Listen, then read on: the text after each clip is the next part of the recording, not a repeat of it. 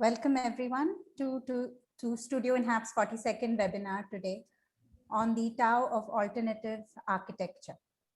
Today's theme covers the practices and ideas behind Biome, NIVASA, planB, Seithogei Living School, and Auroville Design Consultants, joined by the Zonal President from the National Association of Students of Architecture.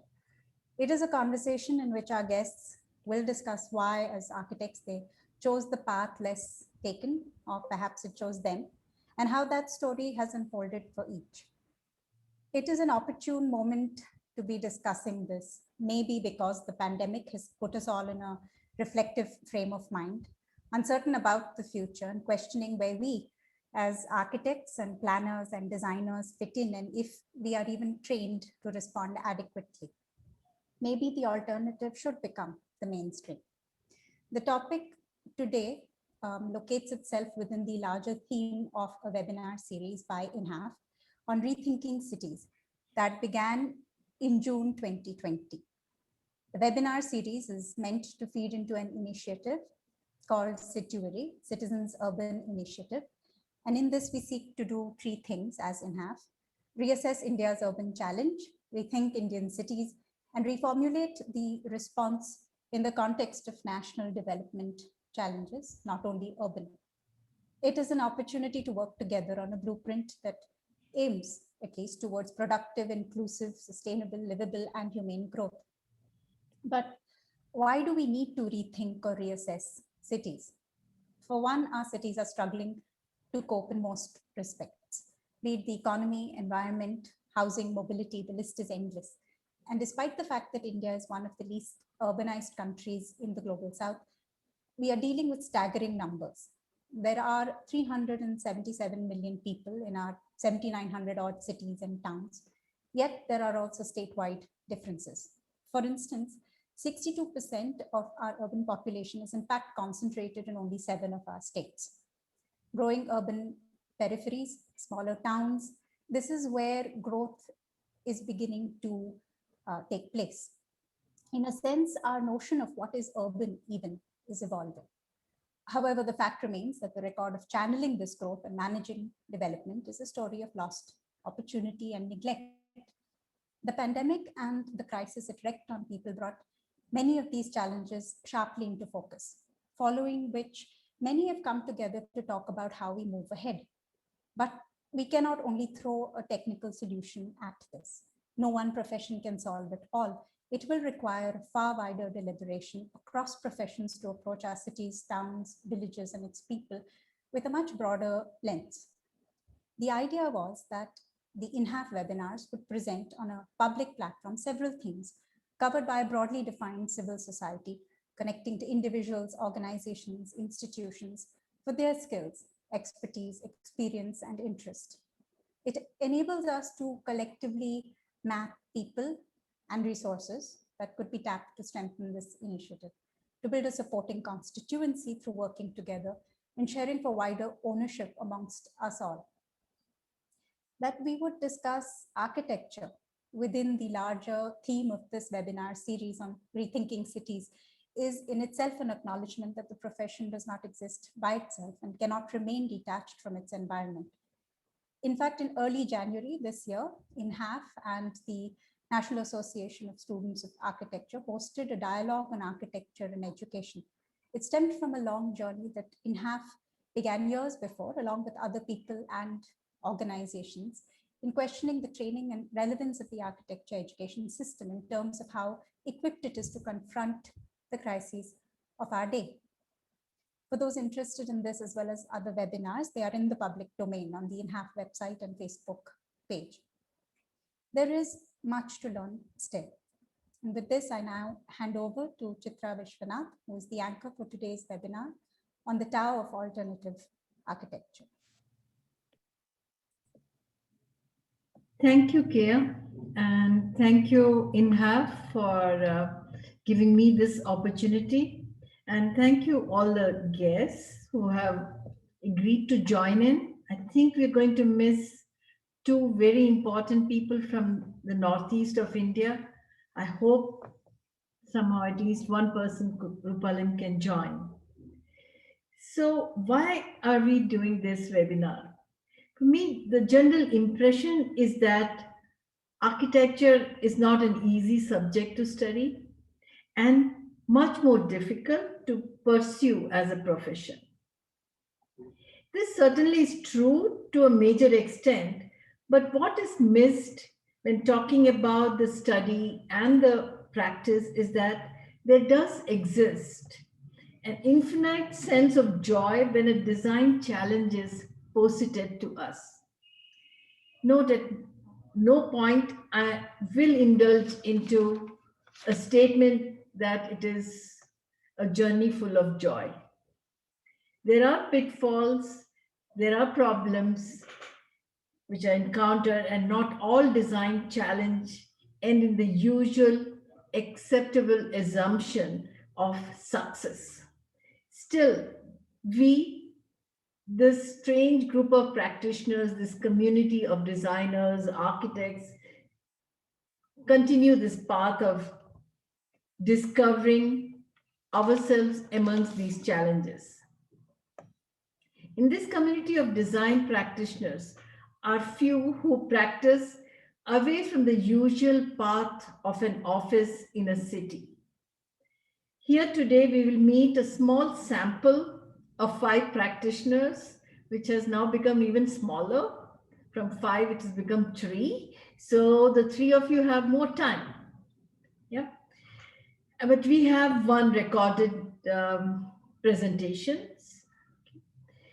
So here we meet a small sample of the practitioners in India who are not trotting the usual path and find joy in their work, in their own chosen path.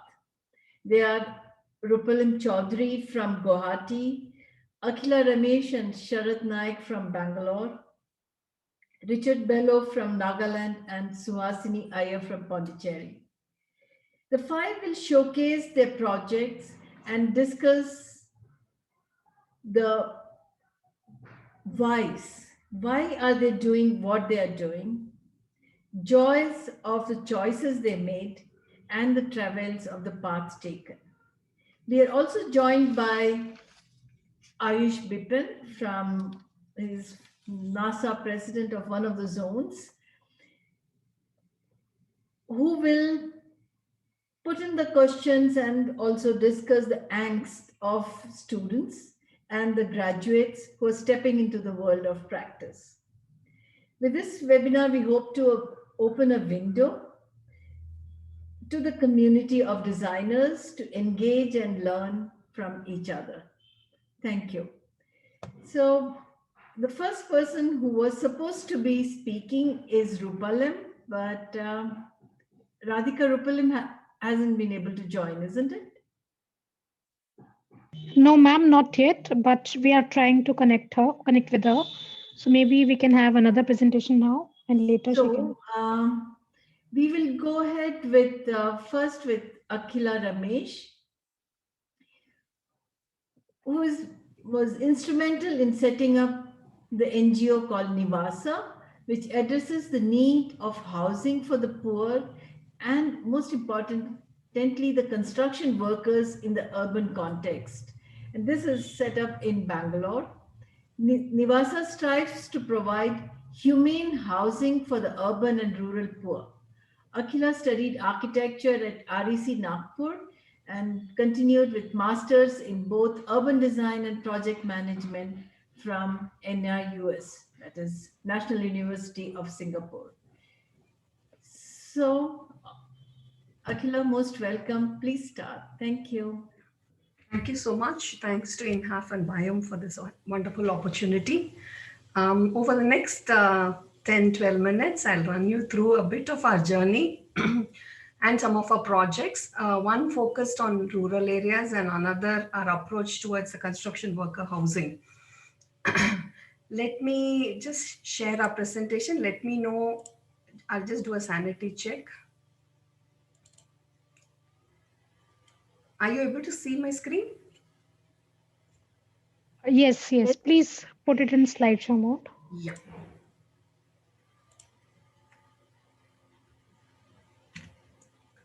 So NIVASA is an architectural NGO, and our purpose is to enable humane and dignified living conditions for the urban and rural poor through design thinking. Design thinking is a design-based thinking approach is a 1960s approach where you work towards creating a preferred future using the tools of logic, intuition, creativity with whatever technology which is available around you.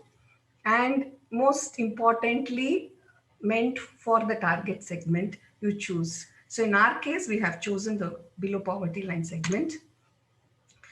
So homelessness as defined by the government of India is anybody who doesn't have a permanent roof over his head. There are many, many different types of homelessness, and each one of them have varying reasons, causes, varying approaches, varying dynamics. And so the solution which one comes across has to be very much pertaining to. So each one is a big topic by itself. In NIVASA, we are focusing on migrant construction worker housing, which is especially the housing which is provided by the developers and the contractors. And in rural areas, how we can better the conditions of the below poverty line people with government funds, because there is a loss of vernacular, there is no new vernacular, there are no new technologies coming up, there is a lot of issues which are very different issues which we face in rural housing and other different typologies. So the problem is very, very huge. But 90% of the architects are catering to only 10% of the population. So there is plentiful opportunity for all architects to create your own solutions for the big segment. There's a lot of opportunity for us to make a difference. So we do believe that design and design-based thinking approach can make a difference. And we started our work around 8 years back, 9 years back. Yeah. So this was a pilot project in Timendodi, which is in Bangalore urban, actually. So we started with a small hamlet to see whether design can make a difference. And what we used was a typical NGO approach, a need-based approach, where you are doing things for the people, maybe along getting their input, but still for the people. There were quite a number of learnings, as with any pilot. What we realized is that what we as architects want for the people is very different from what they want for themselves, especially I'm talking about the VPL segment. The journey should be about them. It is not about enforcing our own ideas. For example, we wanted a community center with some bamboo and a walkway around and a breezy transitory space. But what they wanted was a very solid structure. So we ended up doing what they actually wanted. And today they are using it very well too. So that's what we realized, that it's not about enforcing what we wanted for them. And that what trust building is extremely important while operating in this segment. And we cannot focus only on housing. So we worked in partnership with other NGO who worked on forming self-help groups, because they are a segment who are very needy about money and we want them to contribute towards their housing, learn some skills. So there had to be trust building and community work happening along with that, a lot of awareness. There were lots of issues, child marriage, education. So we were getting very overwhelmed. We had to partner with other NGOs to do this. And once we started working on the other aspects, they started contributing towards their own housing.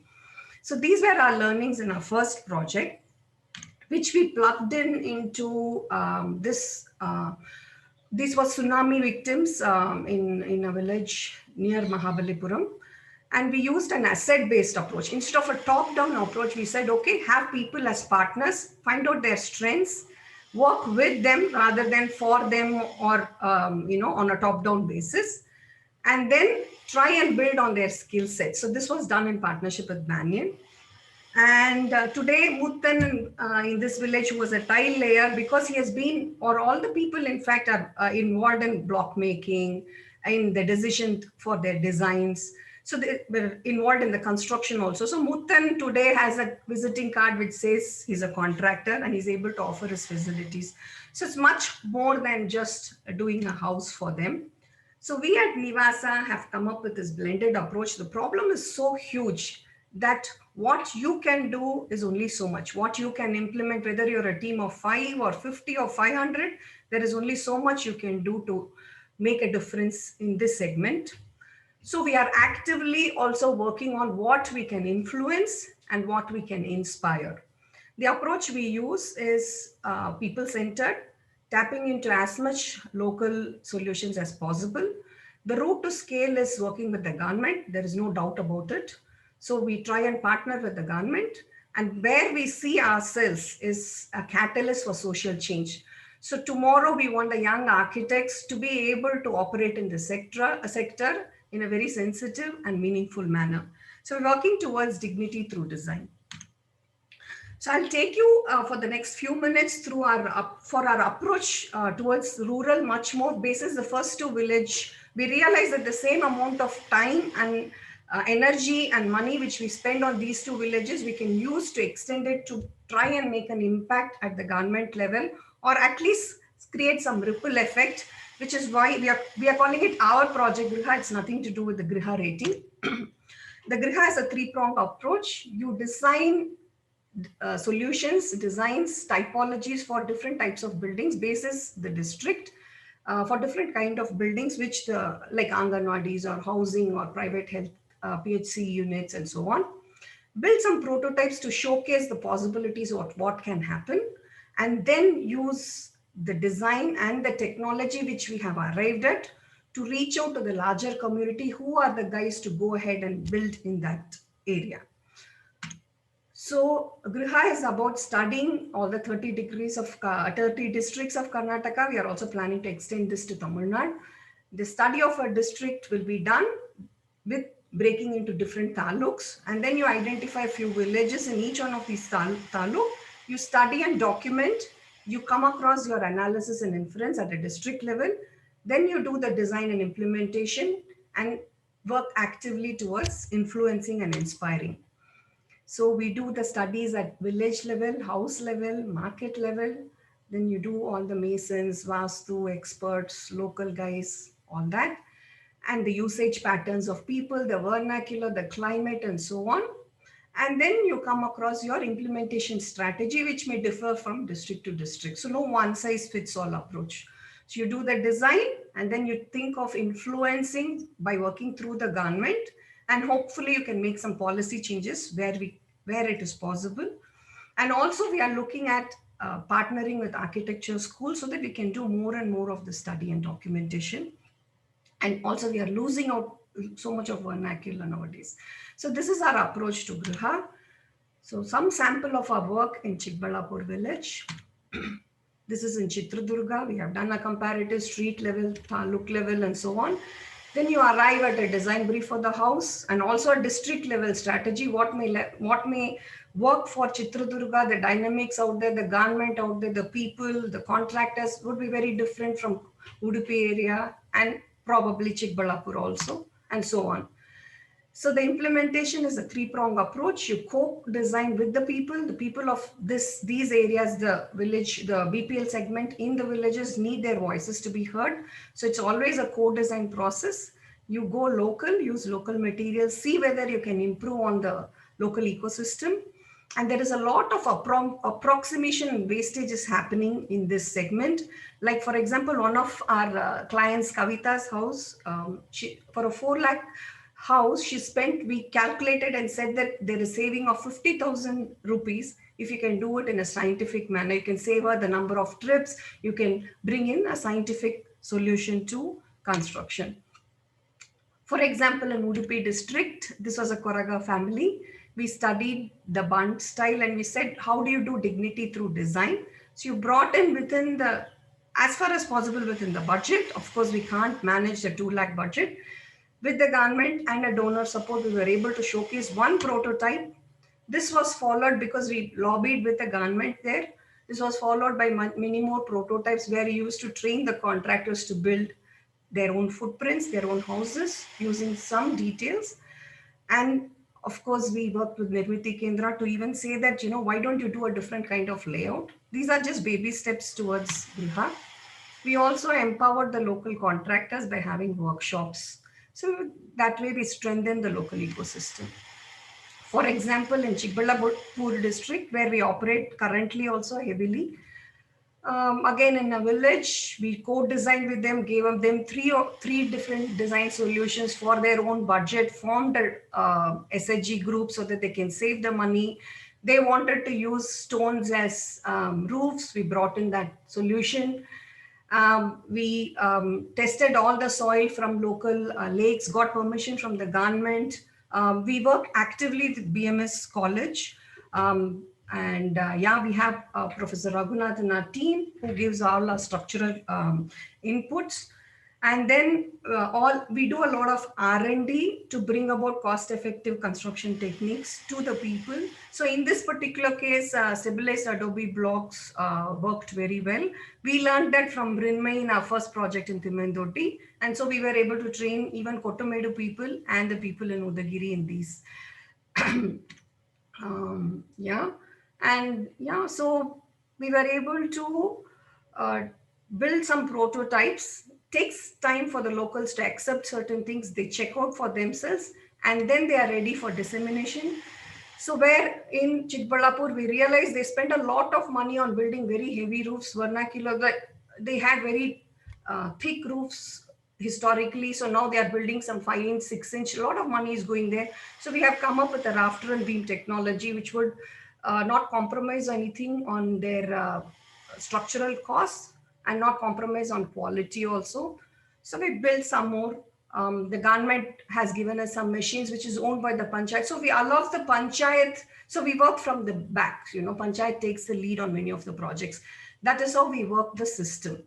So next steps, now we are partnering a pilot. We are doing a pilot. Like I said, we would want more architectural students to join us. So we are now partnering with piloting with 6 architectural colleges in Bangalore, where we want to create an open source of all children's students' work. And what we want to do is that bring in a structure to the way the villages are studied, so that we can, instead of repeating the same village again and again, or taking up just one historical village, say Melkote, and studying it n number of times, can we cover all the villages in Karnataka and gradually rest also? So that is what we are trying to do, so that this becomes an open source which is used by all the architects, whether mainstream or alternate. So then, just to give you an idea of how a systemic approach works in urban area, we studied the problem of construction workers. We wanted to just do housing for them. But when we studied it, I had a batch of students from BMS College, final year architecture students, who volunteered with us a few years back. We studied many construction labor sites in Bangalore. And what we realized, just working on only housing conditions is not going to bring about the change. This was around 5 years back. So we piloted a project with RMZ, and where we went on to realize that working on housing conditions, worker well-being, and working conditions, which is working along with the system, is what is going to benefit the workers in the longer run. So the solution lies in, in the system, not with the architect. So what we realized, you just have to catalyze a change. So again, we use a 3-pronged approach: implement, influence, and inspire. We work on bettering the living conditions through master plan prototypes. Then we conduct workshops and awareness programs, bring in tender guidelines, design guidelines, monitoring systems. And hopefully we are working in conjunction with other NGOs, and we are hoping that eventually very good living conditions will become a part of the law. So these are some of the ways we go about doing it. I'll just show you some pictures. So you work along with the system, you work with the people, showcase their art. So then they start owning the place. We do the design guidelines. For different companies, there are different solutions. Then we also realize that it's about maintenance. So we do maintenance and monitoring systems. And we realize we have to inspire more and more people. The numbers are huge, so you cannot stay with your solution yourself.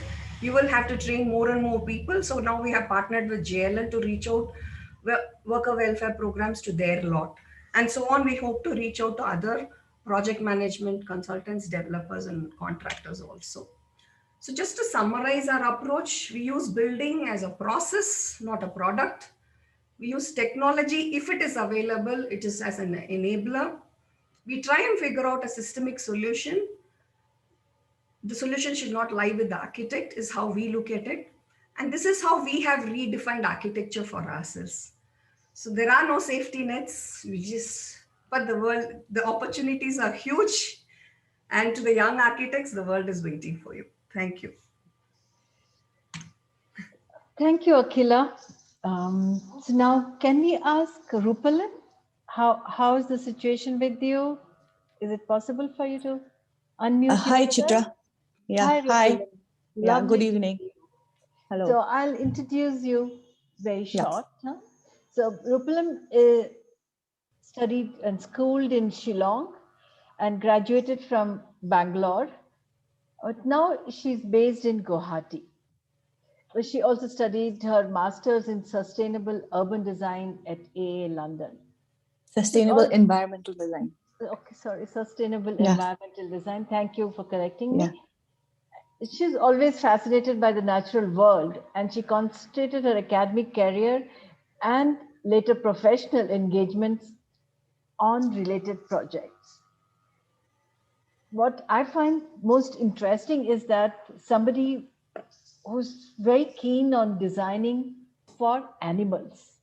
And that's why Rupalim is one of the main participant in this panel. So off to you, Rupalim, please start. Yes, Yeah. yes. Radhika, yes. Because more of the profile is always shared in the chat. So I'm not going to read this up and not spend time. Thank you. Yeah.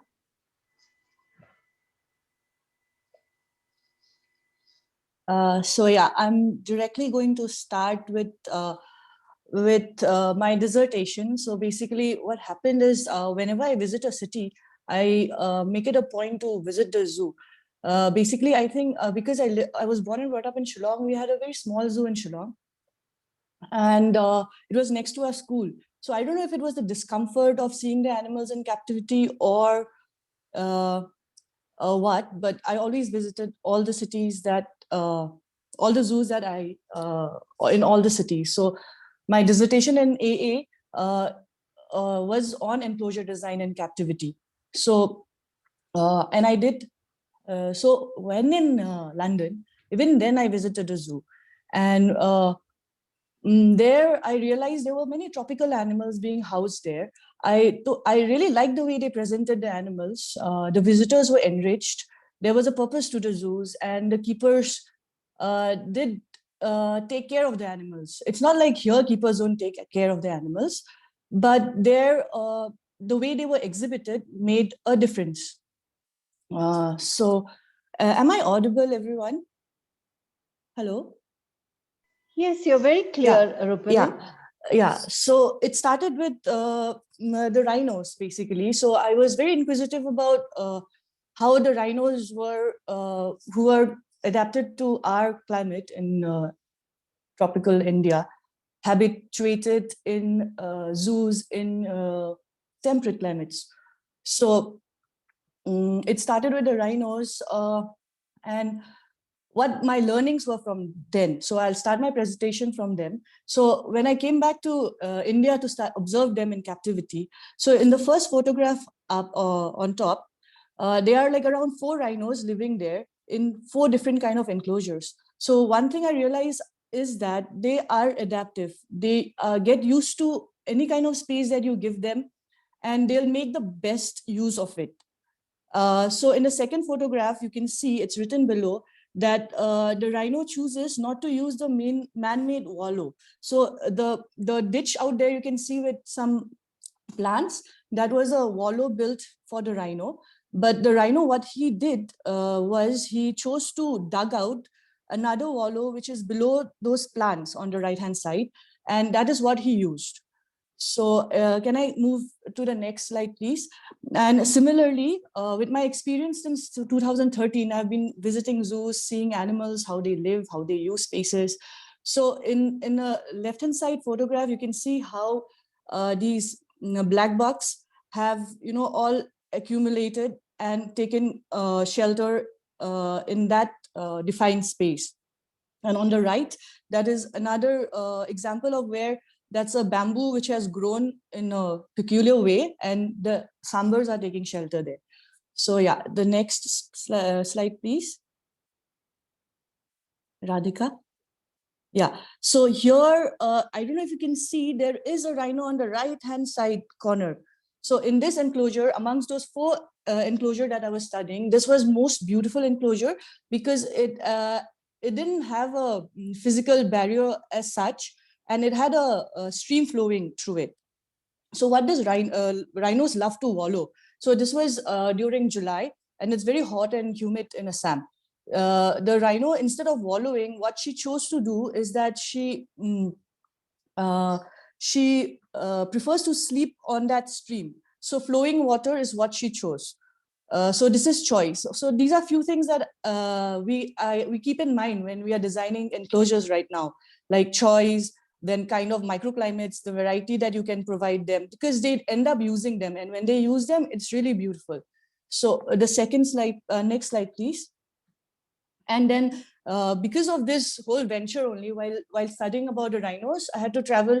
I got the opportunity to travel to other zoos like this in Copenhagen, this new elephant house, because it's a large herbivore like the rhino. So I went ahead to study this as a built precedent. And here you can see this, the rhinos, the elephants on the left-hand side, it was drizzling that day, and they took shelter in that space, little bit space available. Basically, there was no other shelter in the outdoor paddock. And on the right, you can see how the elephants have gathered to bask in the sun. So here, there is a trend in European zoos to get towards climate control spaces. So this is another thing which is coming up in enclosure design. And, you know, the big star architects are getting into it. But yeah, that story also is another story altogether. But we'll just stick to this now, how animal use spaces. So can we go to the next slide, please? And this is another example, control. How do you give them control over their spaces? How do you exercise, or how do you allow them to control their spaces? For example, different species, you can play around with them. For example, this chimpanzee, ape, they are almost like us, they're smarter than us, and they know what they need. So in this case, what happened when we visited Suji is around my age, so she'll be around 34, 35. And her entire life, she lived with human beings. And later on, this owner gave her up to the zoo. So she is alone living in this shelter. This is a night shelter, okay? This is not visible to the visitors. She has a beautiful island paddock outside. So what happened, me and my partner, we had gone to do a build precedent study. So in enclosure design, it's very nice to do these studies because these animals, their ancestors, their forefathers have lived in zoos. And we have a lot of examples of how they have been experiencing spaces. So it's very important that when you get to a problem or a design problem, then you go visit other zoos where they are living in. So in this case, Suji, so my partner, what he did is he tried, we have a lot of sliding doors. So there's a very complex system of doors in these night shelters and for all animals. So he tried a sliding door which was next to this room, and that made a sound. So what's this chimpanzee did is she ran to the door which opens out to the outdoor paddock and shut it down. So that was really interesting. So she, because she could exercise that control, she was less stressed then. Like she knew that there is something which is frightening, so she could shut the door. So this is what we should be aiming at when we are designing species centric. Then can we go to the next slide? Yeah, and then the other thing which is very important is infrastructure for care and safety. On the right-hand side, you can see the rhino and the keeper. This is in Assam, in Guwahati. So the keeper is applying some ointment on the rhino, and the rhino is, because she was born and brought up in the zoo itself, her mother also lives next to her, and female rhinos are less aggressive, and the keeper has a relationship. So he could go ahead and apply the ointment, but that's not the same with the male rhino. So the male rhino in this case will lack that kind of care. because on the right-hand side in Whipsonate, where again I went ahead to study rhinos in captivity, you could see the barrier between the keeper and the animal. Here, there is a different kind of, and this is a male rhino, this is Hugo, and you could see the keeper is a female, first of all, which is not in case of India. There are very few opportunities for females to become a keeper, and you can see this entire, because of this barrier, the caregiver could facilitate the care. So this is another important thing which we in Indian zoos should try to do it. Yeah, we are doing that now. So next, please. Yeah, and then the most important thing is designing for the visitors. So yeah, of course, all these other kind of things like how is circulation, safety for the visitor, universal accessibility, these are there. But the other part of it, which is so important, which is to educate, create awareness, and inculcate sensitivity. So zoos as institutions can actively participate in conservation of wildlife habitat. Like right now, yeah, they exist. They have beautiful animals in them, and the caretakers are taking very good care of them. But I don't know how much impact it has on a visitor. Like when he goes back home, I don't know with what message does he go back. So this is something else again, which us as architects can really work on. Like these are live exhibits, yes, but nowadays with technology and all the other facilities, we need to have exhibition kind of spaces, interpretation, and this is really well done in zoos abroad. So yeah, next slide, please. Yeah, so I'll get back to our first project. After doing my dissertation, I got an opportunity to design a walkthrough aviary in the State Zoo, Guwahati. It was a very good opportunity. It gave me a lot of learnings in case of design, the entire economics, or working with contractors, dealing with bureaucrats, and the entire thing. So this project, we had given proposals in 2014. The project started in 2017 and it completed in 2019. And the second phase is yet to be, we've proposed it and yet to be constructed. So can you see the enclosure which is behind, like the visitors are seeing in that small thing, that small enclosure? So that is where the birds were, the indigenous birds. They are mixed species of parakeets, common hill mynas, yeah, and quokals. So these were the birds for whom we had to design. So it was nice, that you knew that whom you were designing for, and there was a good communication and some kind of a passive relationship in this entire process. So can we go to the next slide, please? So this was the site provided to us. And this is another story by itself. So in our zoos, what is happening is that they are old zoos, most of them. Like in Guwahati, the zoo was founded in 1950s. So the infrastructure there is as old as 1960s. So this is also an amazing space.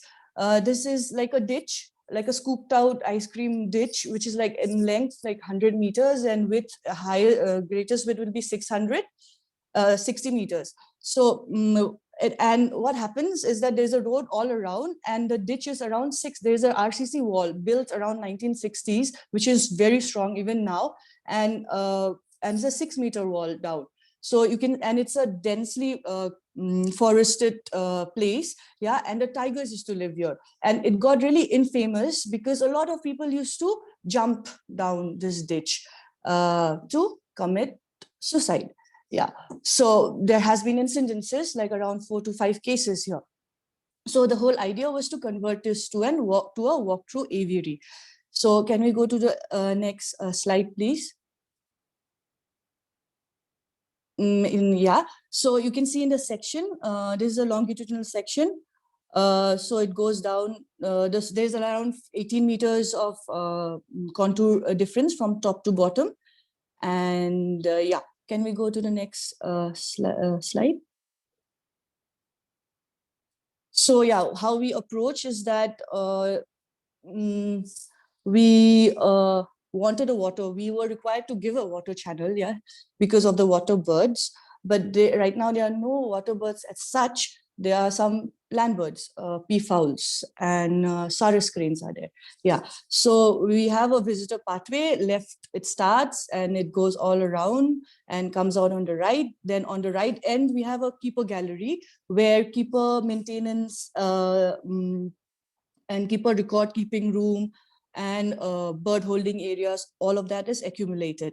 So the blue is the water body, the brown is the walkway, and then we planted around, there were already around 20 trees inside, so not a mixed variety of trees and tall grass, and but now we have around more than 60 fruiting trees which have been planted. And yeah, can we go to the next slide? So we added some enrichments as such, like, you know, nest boxes, then feeding platforms, water bowl areas, because it is very difficult to maintain in captivity. You know, the way they clean up the spaces, like leftover food, they need to be cleaned out, and they are really particular about things. So you have to make it easier for the keeper so that he can maintain it. So that is another very, very important thing, that as because keepers really do take care, but if you just provided, you know, design facilities that can make it easier for them to do it, it becomes much more efficient, because then keeper can give more time to the animal. And another point I would want to make here is that our zoos mostly are government institutions, and our keepers are normally the 4th grade employees of the government, who are equivalent to peons of any office. But here the keepers, they have to wake up 5 in the morning, and of course and then work. Their work schedule is totally different and dependent on each species. So they do work really hard, and yes, they need a different kind of policy altogether for this. Yeah. Then what we did is that we covered the entire thing with truss. So can we go to the next thing? Yeah. So the top part of it was what is already built, and the other portion is proposed. The other portion proposed is divided into 2 parts. One is for the hornbills, which are also existing. So most of it is like existing birds and animals, what we are designing for, because they need new infrastructure. And the other, the geodesic dome that we have proposed, is for macaws. And yeah, we do have macaws in the zoo. So yeah, second, next slide, please. So you can see what we have done with the. Rupalim, sorry yeah. to interrupt. Could you show Yeah. more photographs? And Yes, we'll just go back. We'll just, yeah. So this is Rupalim, what we can't see your screen, so you don't have to use your fingers to show the spaces. Oh, sorry. Sorry. Please. Thank you. Yeah, thank you. So this is what it looks like in section. So can we go to the next slide, please? There are more photographs. So yeah, so during this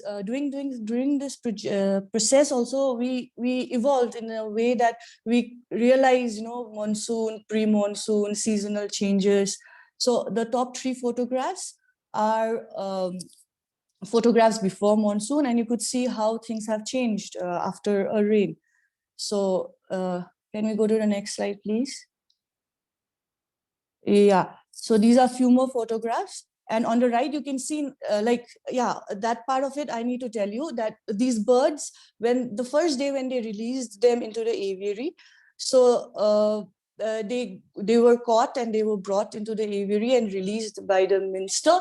And then, so the birds actually didn't know how to fly. So what they did is they immediately jumped and crawled into any kind of thing that they could at the first go. So our experience, the next week when we went, okay, they were fine. And by the 3rd week, they were all flying. And this was really amazing to see. And now when we visit, we can see that they have made their own territories. Like they have their own nest boxes. They are very territorial about their own areas. So yeah, that's another very nice experience. Next slide, please. So yeah, these are some photographs from top. So yeah, I think you can understand. Yeah, the zoo is really inside the city, part of a reserve forest. So it has great potential in, you know, um, spreading messages of conservation, which is really, really the need of the hour. Yeah, next slide, please. So this is the this happened faster. So this is giraffe and zebra enclosure, which started last year, and it is inching towards completion now. So even here, yeah, we tried to apply all our learnings from our experiences. We did build precedent studies. We went to other zoos to see how giraffes live. So we have 2 giraffes who've been brought in from Patna Zoo and Mysore Zoo. They are young, 2 years old, and they are kept on the lower part right now. If you see that whole enclosure on the southernmost part, that is where they are kept temporarily, and the other part is getting constructed. So here also, what we have tried to do, can you go to the next slide, please? Yeah, so we need night shelters. Night shelters are places where, the keeper can provide the care, and they provide food there. So once the food is provided there, and it's a safe haven for the animal. The animal is habituated to come in there for care. So the keepers also take opportunity of this facility to care for the animal. Any shelter from rain, bad weather, they will by themselves come in. So what the major thing what we try to do here is, provide the keeper a upper level, to be able to take better care of the animal. So, and yeah, all the part of sustainable materials and rainwater harvesting, all of that we do take care. We have a pitched roof here, so the rain is collected and will be stored and reused. And what we did is we made a central core. If you see the red color here, the central part of the building, that is where the keeper is able to move around. And the white on the left is for the giraffe, and on the right is for the zebras, and the blue part there is the keeper area. So the keeper has access in 2 levels, and the other brown area is for holding facility, outdoor holding facility. And yeah, next please. So this is an image of the under construction thing. So what we did is that red part of it, we tried to make it like a core. So we used RCC in constructing that part, and the other 2 sides of it for the giraffe and the zebra, it is a lightweight structure. It's a steel structure, which with the roof we've provided some insulation to prevent noise, because it rains really heavily here. So to reduce the noise. And what we are planning to do is on the outer side of the entire steel structure, we are cladding it with bamboo, treated bamboo. So we try to minimize the use of RCC in construction and optimize building actually. We are lucky that we're getting to build less actually. Yeah. That's all. The next slide, please. So yeah, the previous one. So this is a view of the city towards the west. Towards the west from the zoo. So you can see how the city is booming up, and the zoo it's not just for the captive animals. There are birds, the hornbills. They have visitors across the chain link. You'll see hornbills who are free ranging coming, and I don't know for what, but they are there. And there are a lot of free ranging animals. The zoo attracts a lot of other animals, birds. So because of all this, living in the city, because you can understand that thing is not much, like the green in the zoo and the city, it just blends. There are trees in the city and that hill. So for the animals, it's just a bird's view. So they use the entire city. They are eating our waste. They love our waste. So they're all there. It's just that this whole experience has helped us in Plan B to really be aware, even for other projects, of what we do as an architect. So yeah, that's all. Thank you. Thank you, Rupalim. Loved your enthusiasm. And Yeah. it was just lovely to hear that when the birds came into the aviary, they didn't know how to fly. And in 3 months, Yeah. In it 3 all weeks. changed. In 3 Yeah, weeks, 3 weeks. sorry, Yeah. in 3 weeks, it changed to them having their own territory. Yeah. And we love the last shot of Guwahati. Yeah. The next speaker is Richard Belho. He's, what I would rather say in really short is I would like to call him as somebody who's architect practicing in Kohima and conceptualizing a future for the locals by the locals. That's, I find, the most interesting way to introduce him, because otherwise one is not working with the locals alone. If you come there and you're not conceptualizing a future for them, but that's what Richard decided to do. And he's been very much involved, not only as a designer, but also working with the politicians, the politics of the place, and creating a very different future for the local youth. So he's also been instrumental in setting up a school called Seithogei Living School and is committed to training people for adaptability, resilience, and sustainability. So we'll hear Richard's recorded presentation. Radhika, on to you. Thank you. Let me begin my journey from the circa 2002 and early 2003 from Nagaland, where I came back and where I found that bamboo was inherent to the place. The vulnerability and the impermanence of this material kept the society together.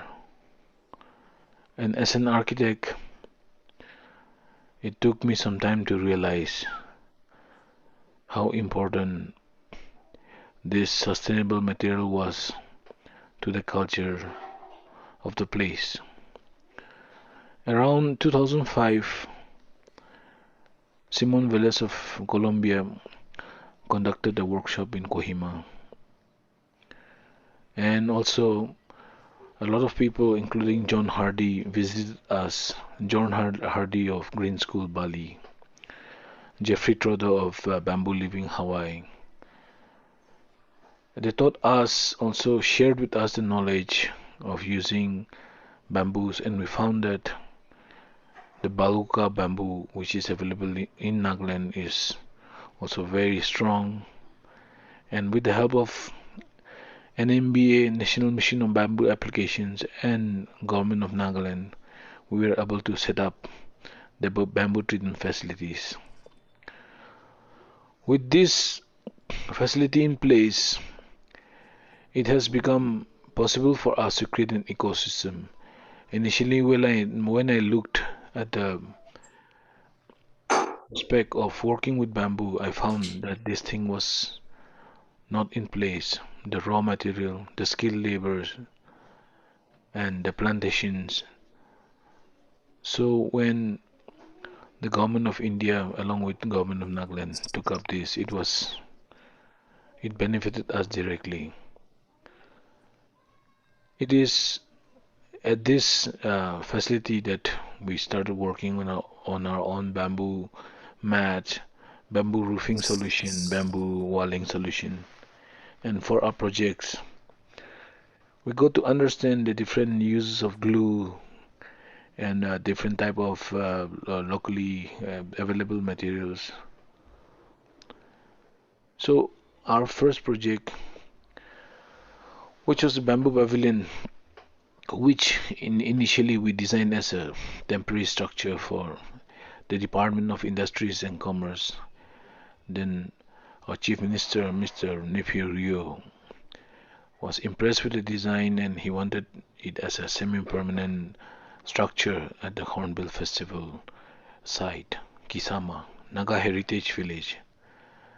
So, being uh, as a first project, it was 20,000 square feet, and we were able to train almost more than 150 skilled workers in this.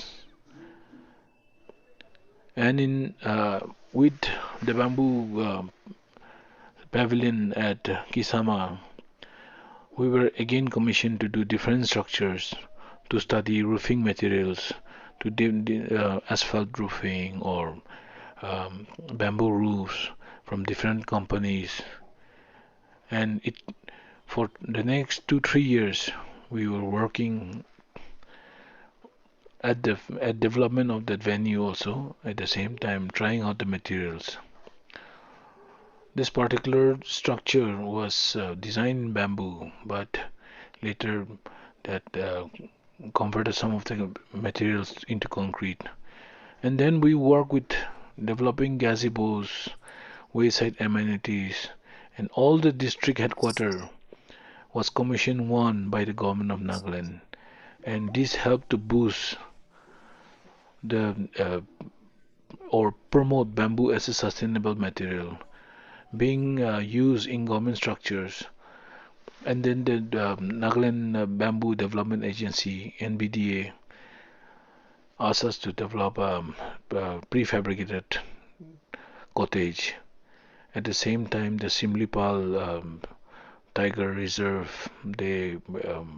Ghani Zaman commissioned us a work for prefabricating a structure. So in between, we were working with development of different types of bamboo structures from bridges. Then we did small cafe. This particular cafe bamboo was for our construction workers. We developed a small space with using the waste material. Then we developed bamboo uh, play units, which was a huge hit. It kept the workers busy and it gave them private employment. People engaged them for different works. And we got, as part of the training, we would take our trainees to different locations, and this was a tower which we did in Tuensang. So the training was conducted in Dimapur, and then the workers were asked to install it at a site in Tuensang. This was a workshop along with Kripa Foundation, a 1 month workshop where rehab candidates, alcoholic and drug addict, can, recoveries were attending in this workshop to learn about structural bamboo and applying of bamboo thatch roofs and different techniques. And within a month, they could finish a structure. And in the course of time, as the people were disengaged, we got them to, the bamboo workers especially, we got them to work on developing farms. And here you can see students and various people from different organizations coming and visiting us. This was maybe around circa 2006-7, where we started developing our farms. This particular initiative, which initially we call it Walmart and later named to Chapru, was designed to set a working space for the local craftsmen and where they could hang the product. But later we found out that people were also looking for a place to eat, and we converted it into a food and craft gallery. And the workers would sit inside, and then they would hang the finished product on the wall. Then we also started developing prefabricated bamboo cottages. This was with an NBOCW, this Nagaland Building and Other Construction Workers program. We also made proposals to the Forest Department for development of bird towers. Then we initiated a venture called the Green Caravan, which is a market linkage and logistic program. So we developed kiosks for this. Then we with MBDA and Fatima Alvaro of Spain and Jonathan Wright of England, we made this structure, which is a prototype for using bamboos in a way similar to cane and then creating a shell structure. So this was an experiment which was sponsored by the Bamboo Development Agency of Nagaland. Then in the process, we also got private clients. We built bamboo cafes. This is in Kohima, Kohima, in the main heart of Kohima, where we have a lake. We call it the BOC Lake. Then we have this machaki, which we constructed with bamboo and stone. We wanted to create or blend this rough, rustic look of the stone along with the irregular bamboos, creating a space for events. This is FIFA Cafe. One thing that is unique about this is the arrangement that we did with the client who could not afford to spend money on building anything, and we spent from our own pocket and recovered the money from the house rent that was made available to us. We used the raw material, the waste material from nearby building construction sites to create the floor and minimize the cost. And we could give it to the tenant at a reasonable rate, and they also paid to us the amount that we had spent. Angya is one of our initiative. We use bamboo as a material, building material, to create structures all over Eastern Nagaland. Eastern Nagaland falls under underdeveloped areas, and so we were engaged by the government to work in that area. This is the BOC bamboo market where we took an open space where the local vendors were sitting on the pedestrian areas and selling vendors. So we created a bamboo market right in the heart of Kohima town, and it served the purpose of both the administration and the vendor. This is NIT, a bamboo classroom, the first and only NIT maybe to be using bamboo as a material for creating the classroom. The VC was very impressed with the prototype that we made, so he got us to do the remaining classroom with bamboo. This project we did to promote a young local lad called Shivito Solo. He wanted to cycle around the world, and for the Europe trip, I made him to take up a bamboo project and do the cycle entirely out of bamboo.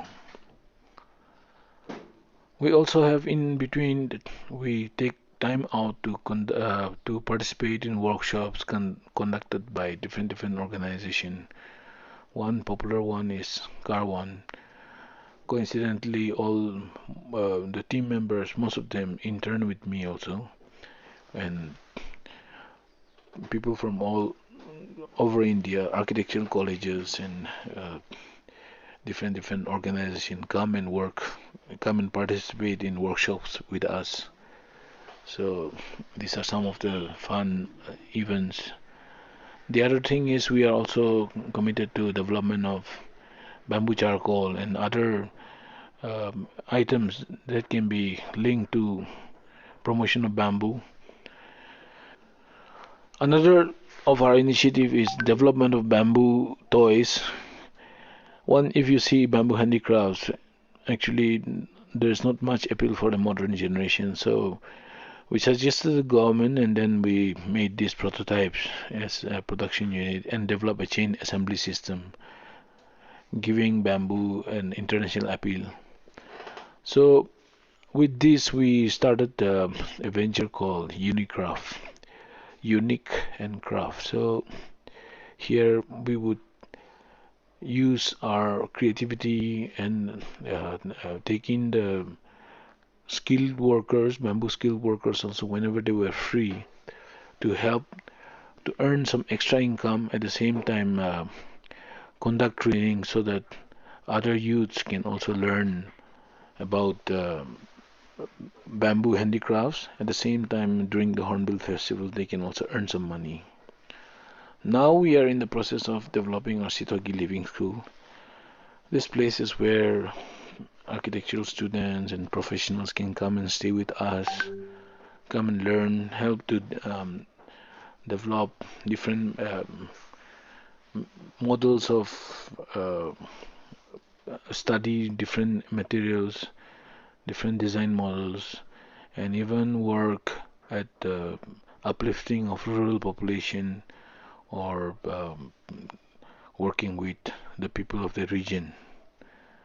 And with this, I thank you. I'm so sorry I'm not able to join you because of net connection problem, but I wish you all the very, very best.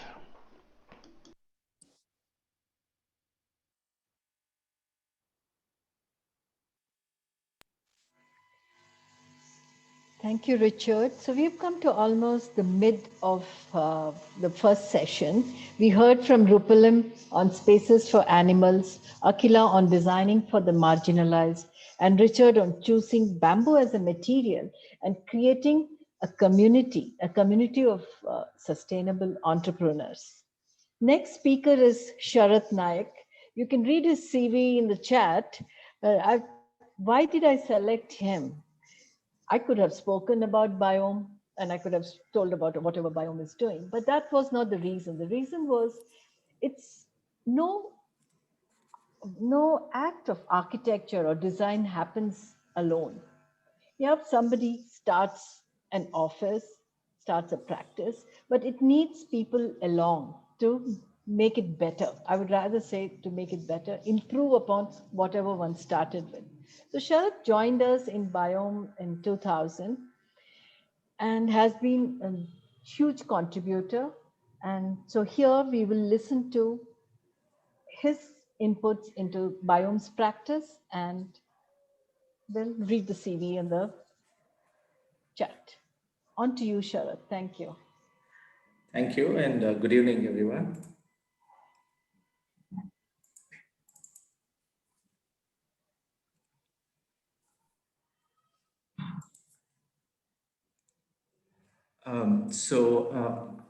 At Biome, we design ecological spaces, and a lot of our work has been designing homes in Bangalore, and a majority of those have been middle-class homes. So, of various sizes, most of them small homes, really. So today, what I'm going to do is I'm going to take you through 3 homes and 1 project, which is a community that we are working on.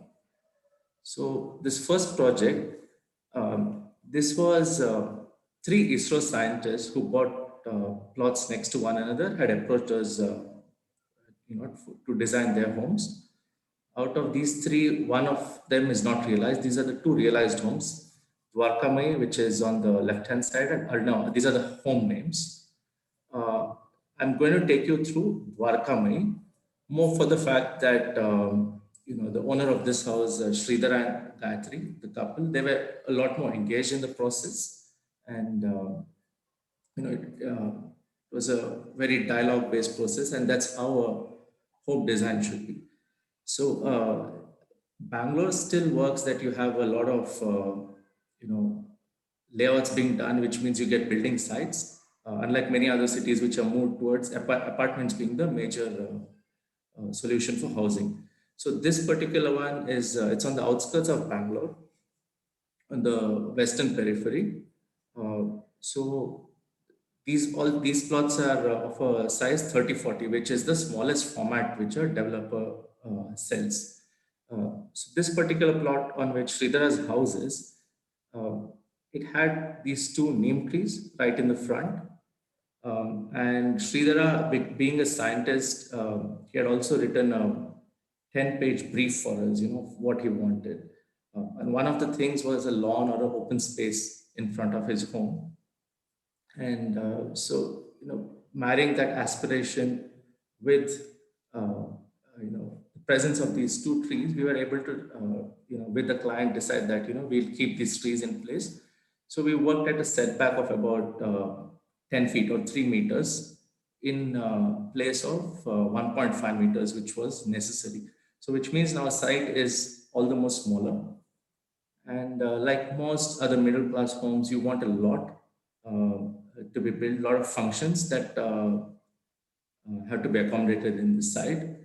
So there was that, the particular challenge of having to fit everything. The site itself had a slope of about a meter, which was the other particular challenge in this. So what we've done here, you see that the house has been built, leaving this space for the trees. And we've used the level difference to put the house at various levels. So the house itself is right now spread over 7 levels. It's a 3-bedroom home. We had initially started out, because like any other middle class family, they had a set budget. So we did spend a lot of time discussing on what you really should be building, right? And that's one of the early engagements that we do with most clients to see what really is needed rather than build or design for the aspiration. So with that process, we were able to remove a lot of what they had, in their wish list. One of them was to reduce the bedroom. So it was originally designed to be a 2-bedroom home. Somewhere in the process, they asked for a 3rd bedroom, right? And see, what the other thing which was nice about both these homes, where both the scientists were committed to ecological living. So choosing to build with earth was something that came naturally to them, and they came for that to us, right? So building middle class homes also means that other than the space and budget, the aspiration and the aesthetics that is sometimes a baggage that these families come with. And as professionals, it's a balancing act that we got to play with what they like and what we think is nice. So what you see here in this, the first picture is a seat which he had in his ancestral home. He wanted something like that replicated, along with certain older games. Here there's a game called, I forget the name, but there's a small game inbuilt, which is played in the rural communities along coastal Karnataka. A lot of storage elements that they want in a house. So, you got to figure all these things in. And that's the space outside, the utility. So again, a lot of things to be done there. So why am I showing these things is also to, say that the work or the life of an architect is also to provide for a lot of these functional needs that a house owner would want. One of the highlights of this home on many other homes that we do is the use of the roof space.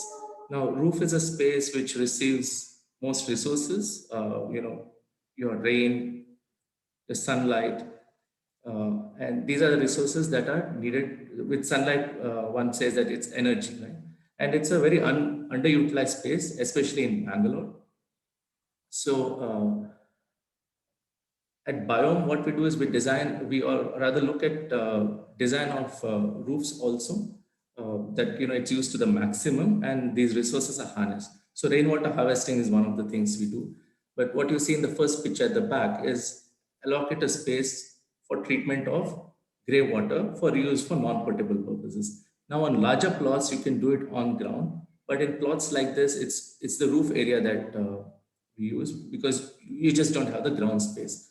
Solar is another thing that we design for, but in this particular home, there's also a biogas plant, which uses kitchen waste and gives them fuel.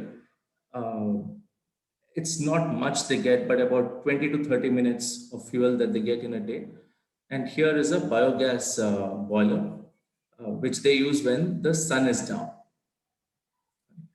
So I go to the next project. This is a house for retired Air Force officer, Mr. Raghavan.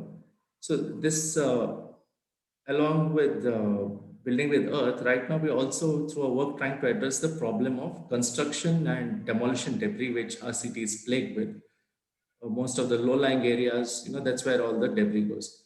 So Raghavan and his family wanted they had this old house that you see on the left-hand side. They wanted it taken down because it didn't suffice for many of their needs, and wanted a new house built for themselves. But they were quite conscious that while the process of taking this house down should not pollute the city. So one of the things which was decided early on was that uh, what leaves the site should be a minimal thing. So this meant, so that's the design of the new house. So the Raghavans, he was basically leaving a home each for two of his daughters. So on the ground floor was a home for one daughter and the upper floor for the second daughter. Out of these, there was this one corner which could be separated into a single bedroom home and rented out. So in a sense, these are four homes, out of which two can be joined to the other two. Right. So this the whole thing of that, the dismantling and demolishing should not pollute, or rather the demolition should not pollute, and that you have to harness back the resources for reuse meant that you had to now uh, change the way you look at a house. Rather than demolition, you look at dismantling the home. And just like you do with your household waste, you segregate organic, non-organic, glass, paper, so on and so forth. The house also had to be taken down. So what happens in most homes is things of value, which is like steel, wood, and even stone, they find takers, and these are harvested, and there's an economic value to them. But what pollutes is the brick debris, the concrete debris. So in Raghavan's house, we took care that that these are segregated while dismantling, kept aside so that they can be reused in this house. One of the problems we encountered here was a weak soil situation. And again, here working with engineers from Renmai, they gave us a solution called well foundation. It's a type of dug pile. So I think 42 wells were dug, and most of this old debris, concrete, was broken down here manually into newer aggregates. And the wells were then concreted using this debris. New concrete was made from that, and then a grade beam was cast. So a lot of this debris got used in the foundation itself. Whereas for the rest of the house, many of the walls were built using the old bricks, where we needed new, where we in rest of the house we used stones from the old foundation, and other places we used mud bricks. You see also in this picture, the stones which were in the plinth now become the staircase. And that's the finished house that you see. In the front, there's this empty space which they have now converted into a small forest. And this house is bang in between the city. So these are different spaces in the house. Again, you see the old foundation is now the new hall. A lot of these stones come from the old foundation. What was a safety grill on the front door now protects the skylight from any intrusion. The third project I'm showing you, yet another 30-40 plot. This was for a very young couple. They were in their late 20s when they came to us. A plot that they inherited from their parents. Now, this is a very typical situation you encounter in the city. Your neighbors have built wall to wall, so leaving no space for you for light, ventilation, or privacy.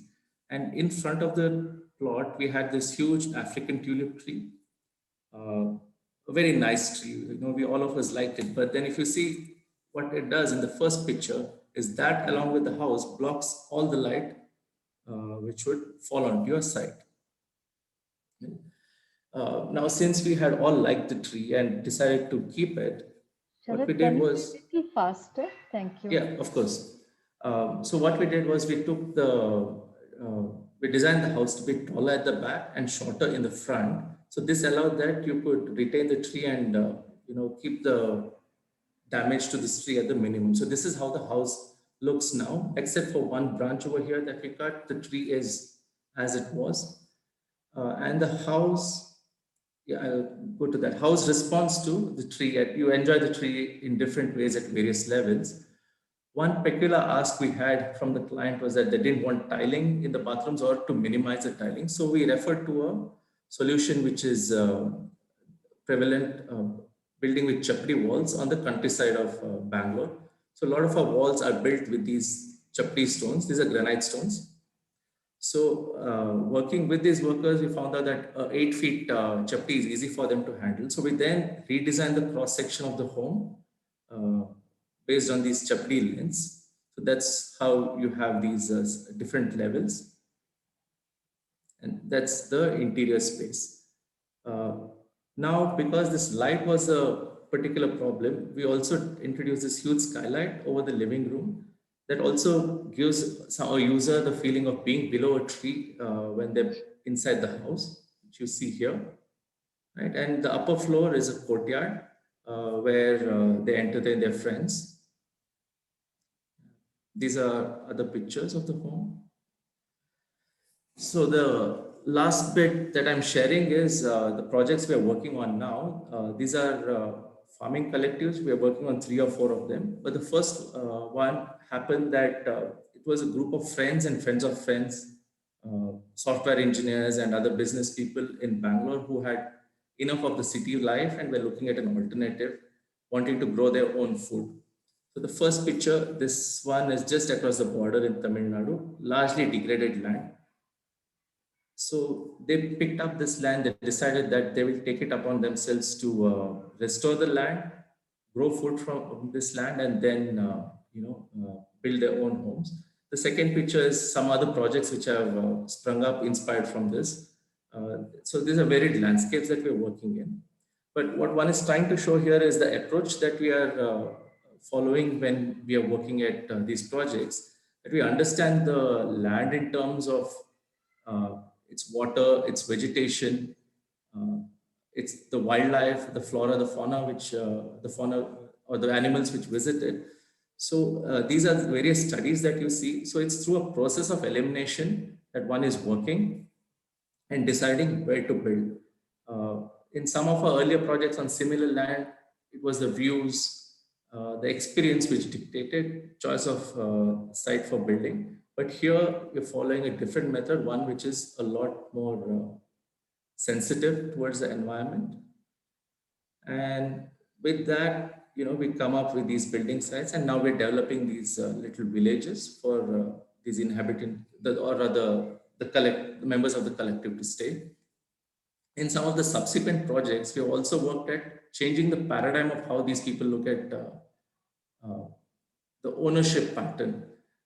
So you're not dividing the farm since you're holding it as a collective. So we ask the question that why do you then need homes that are owned? Because some of them won't be moving there right away.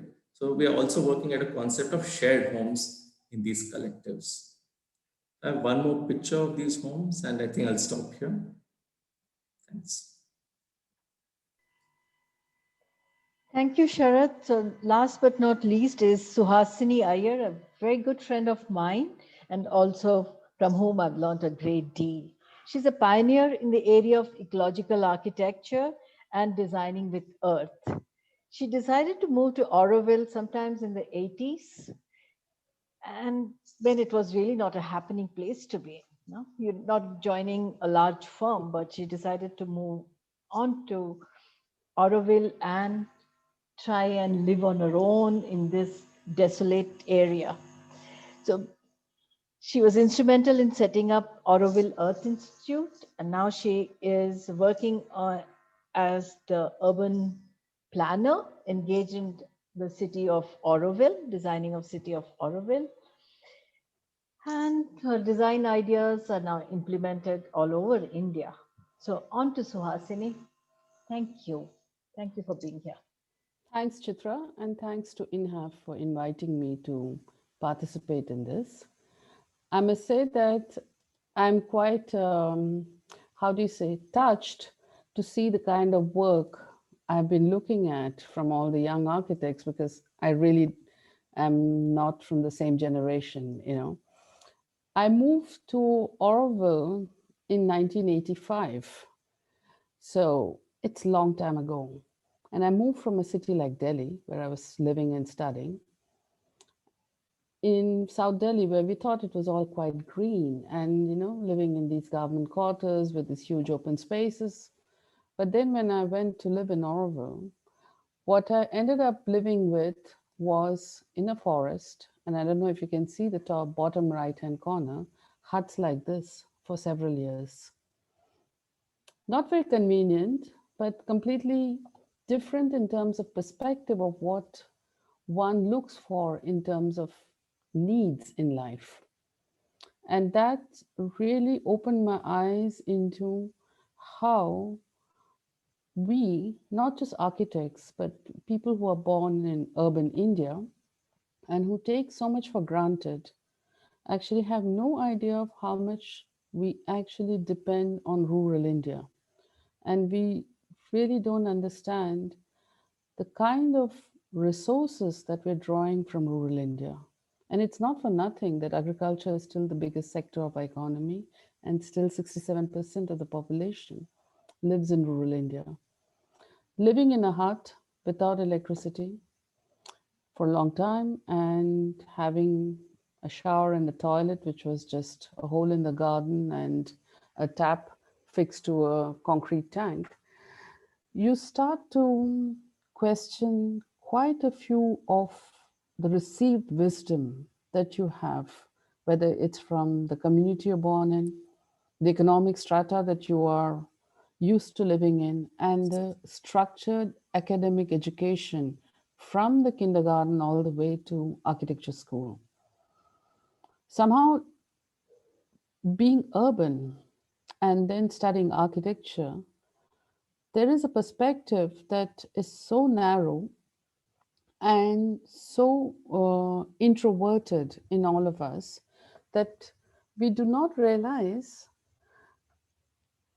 our capacity building in academia and the entire infrastructure in terms of the offices that function in the cities and the contractors and the system of contracting and the system of delivery and the economics of it is actually only serving a very marginal part of the country. People, if it is homes, it's people with some amount of disposable income that they can save and access us as architects, or institutions or commercial projects. There's a whole wide world there. Out of the 1.4 billion people, there is almost a billion who don't need or seek architects. In fact, actually, architecture as a profession, when I was studying, often people would say, agriculture, and we used to feel a bit miffed that they didn't even know what architecture was. But actually, agriculture is a bigger sector, and it's valid that they think, okay, we're studying agriculture. So when I moved to Auroville in 1985, I was not moving as an architect to go and set up a practice. Actually, I was moving there for completely different reasons. I wanted to explore another way of living.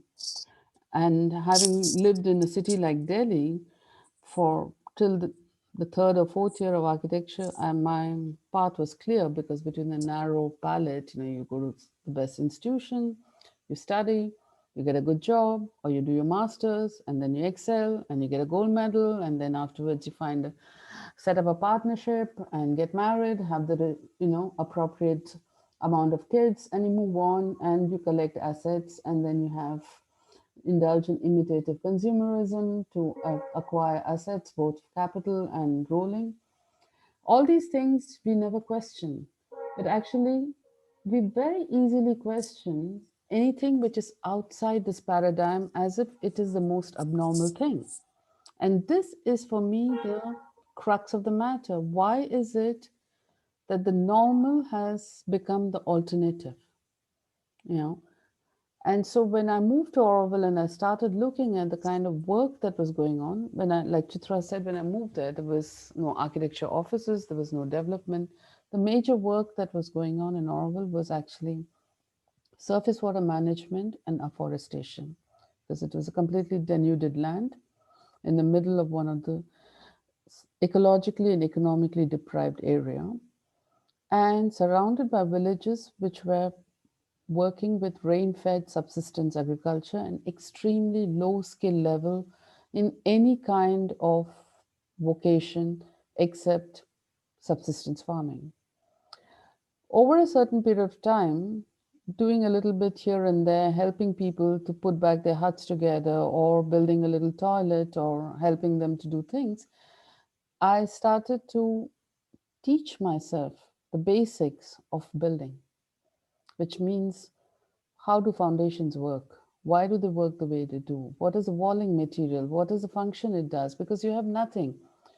And when you mean nothing, it means really low input. You make everything go to the maximum and try to only access materials that needs the least amount of transport, energy to transform it, and least skill level to put it together.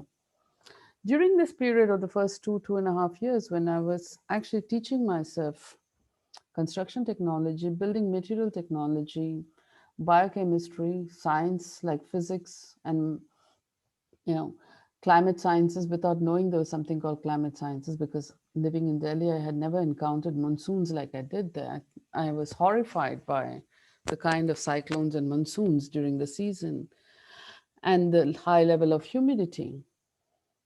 It was then that I started to realize that the only material that we have in plenty is earth. And how come we are not using it as our main building material? And not having clients, I mean, I didn't have clients as such till 15 years ago, and I have a practice for almost 30 years. I became my own client, my own promoter, and my own financer. Only thing I needed was an interested audience. So I started looking for an audience. So my first audience I found was HUDCO. At that time, there was the regional director of HUDCO, Mr. V. Suresh, was a very receptive audience, and I brainwashed him into thinking about earth as a construction material, not for the poor, but actually for public buildings, and using the design construction of the project in itself as a demonstration applied research project while doing skill development in earth construction. The image that you see, this was my first earth construction project and was quite big.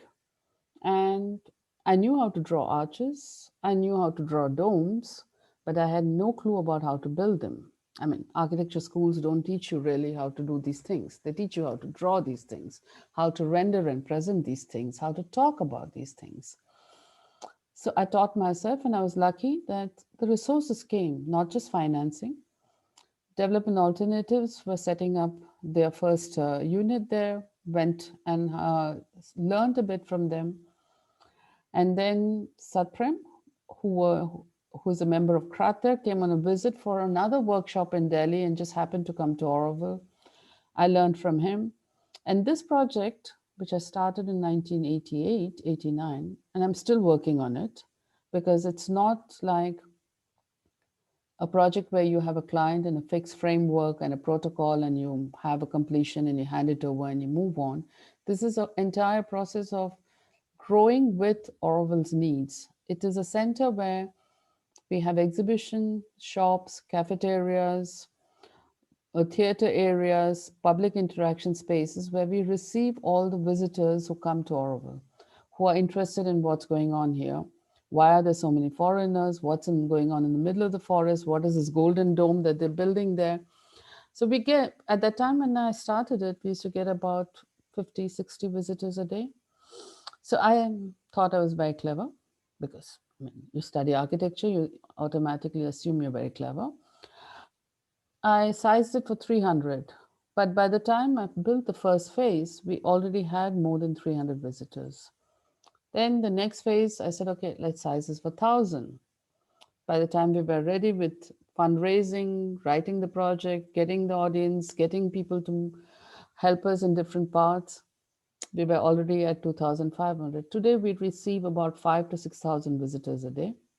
And during weekends, holidays, more than 10,000. And the interesting thing about this project is I used a way of collecting technology, expertise, collaboration by just being open to adapt constantly. So I had a basic design, and we were not going to be connected to the grid. We were going to be standalone in terms of sewage treatment. We were going to or look after our own water needs. We were going to landscape in such a way that during 3 to 4 months when we have no rains at all and it's hot, dry, the plants will survive. And it was a very interesting experience because towards the beginning, with Hadko's support, we knew that, okay, we have the seed money. And at one point, there was a Dutch organization that heard about it and they gave us some funds. Then there was an American organization that said, okay, skill building with earth construction, yes. And then I just accidentally met somebody from the Navy and talked about this project. And then suddenly the Vice Admiral of Navy contacted us and said, we have submarine batteries that we usually offload from the submarines after 2 to 3 years and they have 20-year life. Would you use it as your energy storage? Meanwhile, I found somebody who was working with indigenous plants and started working with him for the landscaping. Sewage treatment, I must say, it was a horrible story because I just read a book written by somebody called Yves Charbonnel who was talking about water hyacinths and duckweeds, and I taught myself how to design a sewage treatment plant, and I built it. It was a pretty big disaster. It worked for the first few years, but then the overload of the BOD, the stink was heavens, and the visitors all went back holding their noses. But because we had a sewage treatment plant, biological one, that was not working, Boda had one of their engineers just touring South India to look for partners, and he followed his nose and came to the stink. And he worked with us to build a better sewage treatment plant. And that became a prototype based on which CSR, which I'm part of, has been working with DWATs in terms of sewage treatment all over the country. ITC, several institutions are using our expertise in building sewage treatment plants, biological treatment plants. And from then, over a period of certain time, I started working with other organizations. This is a kindergarten that we built in the early 90s, where we said, okay, we want to build for children between the age of 3 and 7. The building has earth foundation, earth walls, but we wanted to have a high light roof and not walls and domes. And that's when we decided to go for the vernacular tile roof, the terracotta tile roof, but not to use wood because wood is an expensive material and it's not really a renewable resources if you think about it, given the demand and supply. No tree is going to grow that fast, even if it's the Jack and the Beanstalk. So with some engineer from Bangalore, we worked on a space frame structure which could be prefabricated at the ground level and then lifted and assembled in situ by creating nodes and having a tile roof over it. Now, the advantage of this was it doesn't need maintenance. It's not attacked by insects. We don't need to use pesticides and wood treatment and other things. This structure is standing since 1993. The flooring is done with IPS. And the maintenance of this building, except for the colors that are on the roof, is minimal. And during this period of 6, 7, 8 years between the visitor center, the kindergarten, and projects like that, I started to realize that architecture, the way it's taught to us, actually confines us into this very narrow paradigm of just being a design service provider. It divorces us from all kinds of other knowledge that goes into the input of creating spaces, creating shelters, creating buildings. Very few of us actually understand and learn about soil. And even if we do, we only understand and learn about soil that can be used for construction. We don't understand the intrinsic nature of the biodiversity that goes into the soil, how it's built up, and how important it is for our own survival. Or about the cycle of water, about how we are all prisoners of geography. You can use all kind of electromechanical devices to cheat geography for a certain period of time, but finally she comes back with the uppercut and knocks us out. You can take climate change right now for being. And I'm seeing that people seal themselves in, use air conditioning, generate more heat island effect, and then more people use air conditioning, and more people are obliged then to also use air conditioning. So it's like a catch-22 that goes on. And most architects, when they are faced with this challenge, actually, either because it's too exhausting to battle the conventional wisdom that is stronger than gravity in the market, or because they lack the basic conceptual knowledge on temperature, climate, air movement, building materials and sciences, natural environment, and how human behavior is actually all connected with this. So to address this, what we started to do while designing our projects, again, this is the solar kitchen, which is the first actually fixed solar thermal device in this country, 15-meter diameter, generating steam with a boiler where the rays of the sun reflect. And the white point that you see here, this goes up to 700 degrees centigrade and generates steam with which we cook for 1,000 people at each mealtime in Auroville.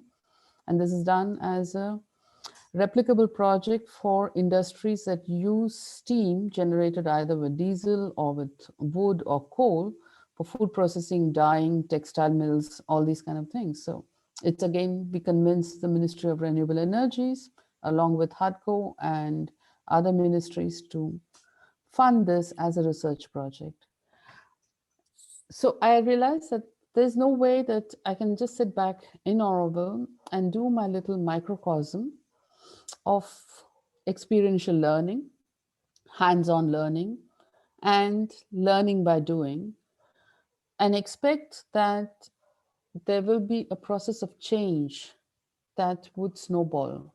So that's when we very seriously started looking at 3 different things, taking on interns, not just the interns during the architectural studies, but actually post-architectural studies, people coming for 2-3 years and actually working as partners with us and then help them to set up practices in other parts of the country. Second thing is training contractors, small contractors from the local villages who would, with teams of 3, 4, 5 people, could then become independent. And we have now several contractors working in Coimbatore, Bangalore, and Tirupur and other places who all very proudly carry the what you call the FSI mark, saying we are Auroville contractors. So they come from local villages and they have learned to build with earth. They have learned to do form finish concrete. They've learned to work with ferrocement. They learn to work solar passive. They actually advise some of the young architects on window sizing, placement, roof level ventilation, and other things after having worked with us. Suhasini. I'm moving on. And the third thing that we did, which was a bit difficult for me because I don't like it at all, is starting taking projects outside.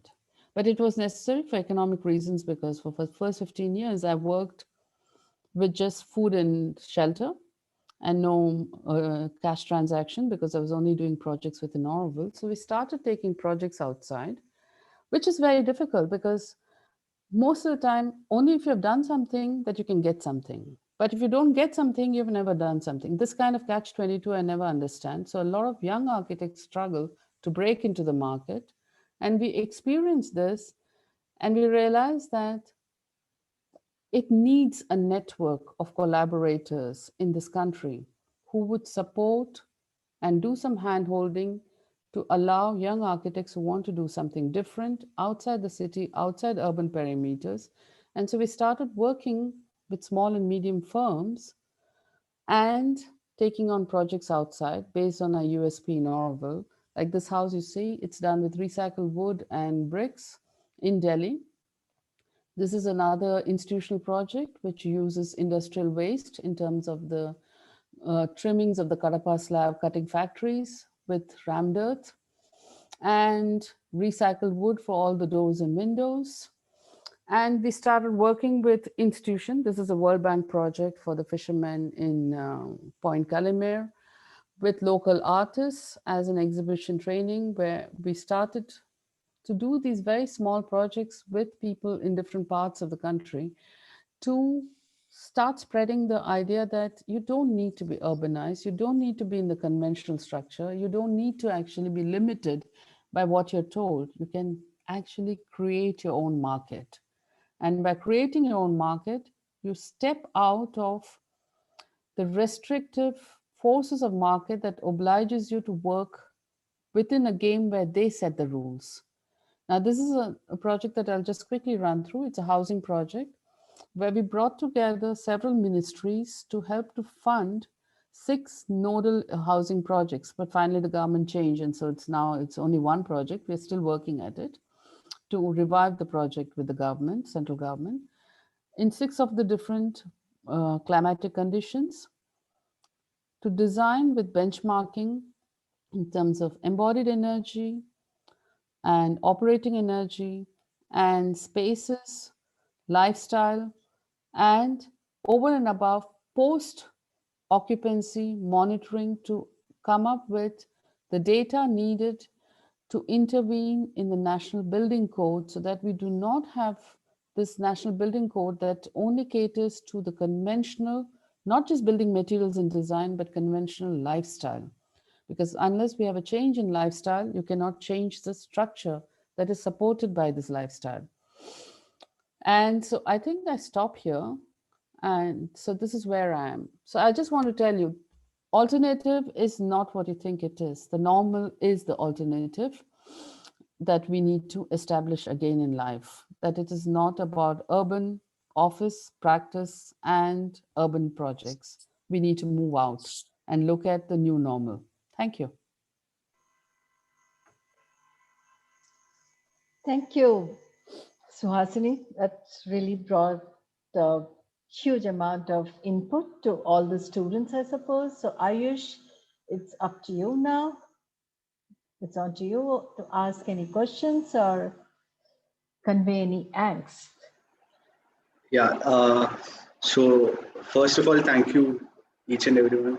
So because it was you took us through your journey, and it was absolutely very great. So and yeah. So one question which I got from some of the students.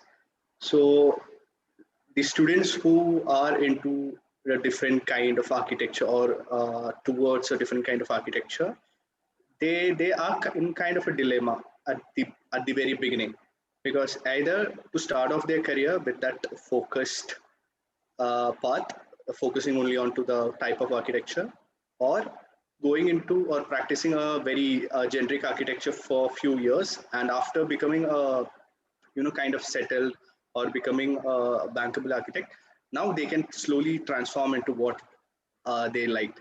So which according to you is kind of practical and advised way, or yeah, so So what I see in when you hear all the 5 people is, like Suhasini said, open to adaptation. And if you notice, is the possibility of developing conversation and then taking forward one's own passion, which you saw in Rupalim and Richard's works. Similarly, with Akhila, it's a concern. You pick up a concern and you work at it. So there is no one solution for it. This is what I feel. And also like with Sharath or anybody, is that you work, probably go to an office, but then contribute for it to continue the process forward. But I would like Akhila to speak about it. Why did you pick up the whole idea of working for the marginalized? Yeah, so I did tread the standard path. Though I wanted to, there was very less opportunity, and I didn't think of creating that opportunity for myself. So I tried to move from one place to another, research to studies to design to project management. It was not a very easy journey for me in trying to find. At some point, I said, And the other aspect, the concern aspect was, you know, you volunteer at old age homes or do something. So I said at some point, is there design, because I love architecture, can I do something where, you know, you can use your design and learning and thinking, and can we do something for what moves me more, which is the social sector. So that is when I just said, so it was a midlife crisis for me.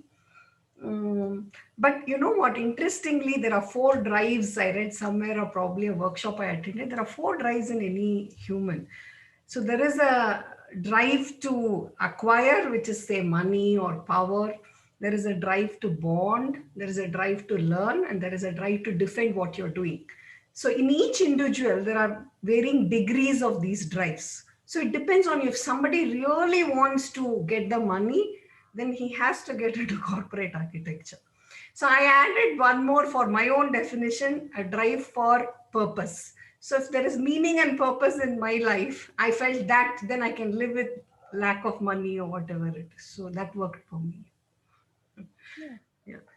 That was a nice question. Rupalim? Yes. So what drove you to be working with animals, and how do you feel about it now?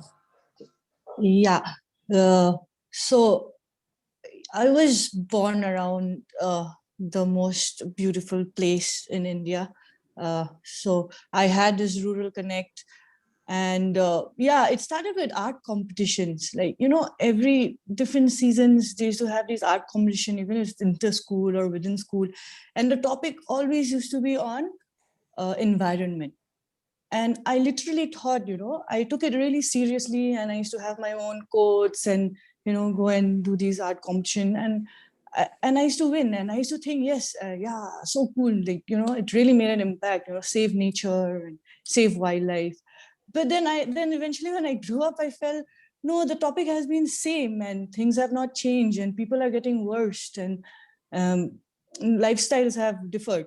So maybe that remained. And while studying architecture, yes, I loved architecture. Like Akhila said, I really felt like, yes, I have studied a subject with which I can maybe make an impact.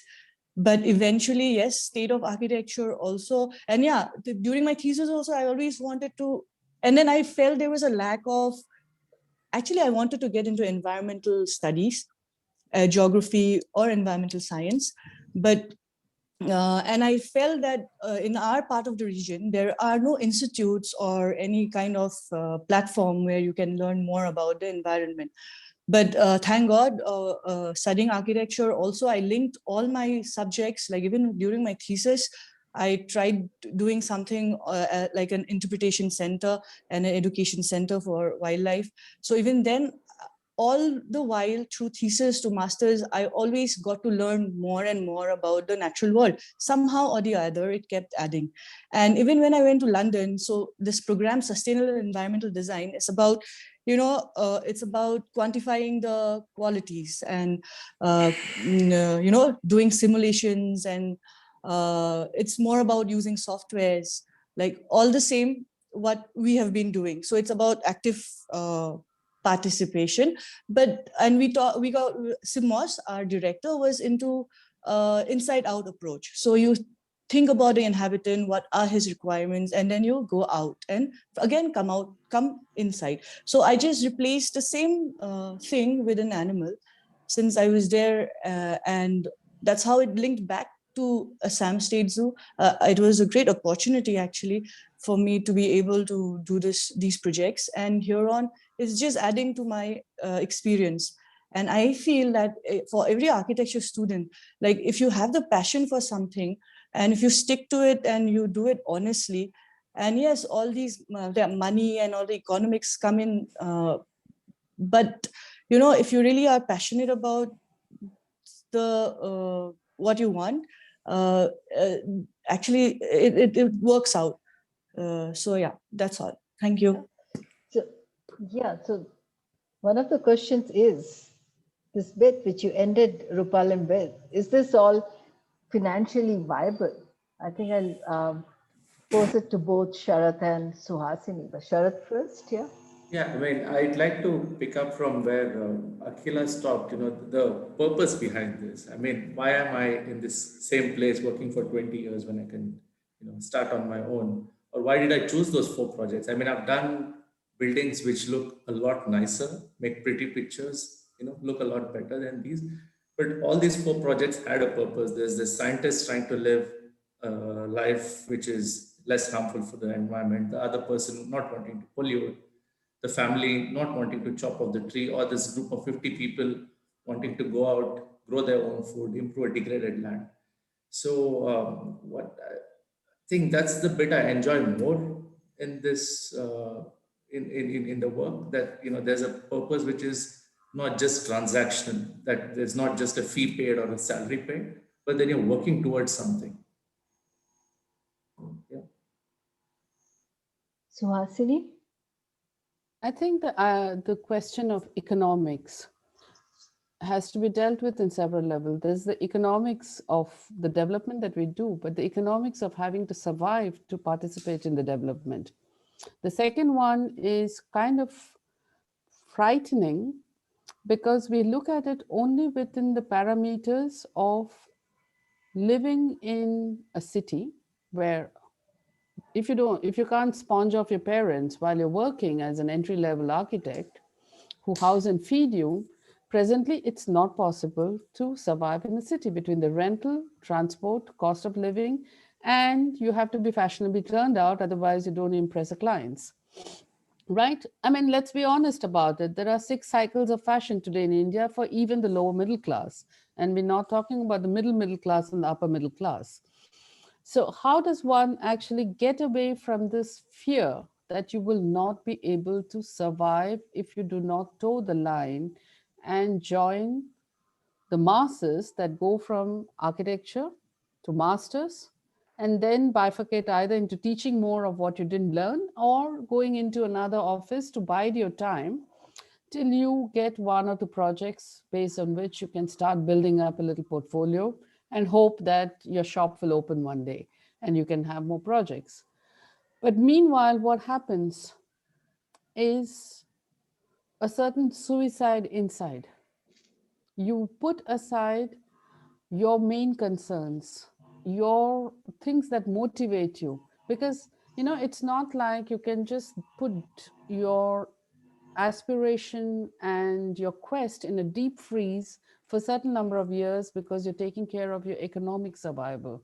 It is not a question of either or, but it is put to us as if it's a question of either or. Yeah. And this is where we all fall for it because human nature is dictated by insecurity and fear. Market economy and the corporate culture exploits this part of human nature. And we think that only if we are given a project to do, we have the means to be an architect. It's not true. There are many practices in this country who are doing alternative, who have put in 15, 20, 30 years, like Chitra's practice and Dean and others, where you can start off in smaller towns, in peri-urban areas, in others. Only thing is that you need to step out of your comfort zone first. You need to learn to live with less. Don't expect that you will still have your comfort zone and you can still fulfill your aspiration. You need to have minimum to live, but don't make that minimum conditional. Be a little more risk-taking. And there are opportunities that you don't know because it's like connecting the dots. You go and work with somebody who is doing alternative, you will meet others. And from there, you meet others. And those opportunities that come maybe in small towns, in third-tier towns, and second-tier towns, which are actually the future of India. I'm sorry, the 7 metropolis and the first-tier towns are actually, for me, the new level of urban decay. Yeah. And you want to live in there. Why. And sorry, then you have to live with your fear of not being able to do what you want to do. Yeah. So you have to kind of balance. You have to really choose what you want to do or live in fear.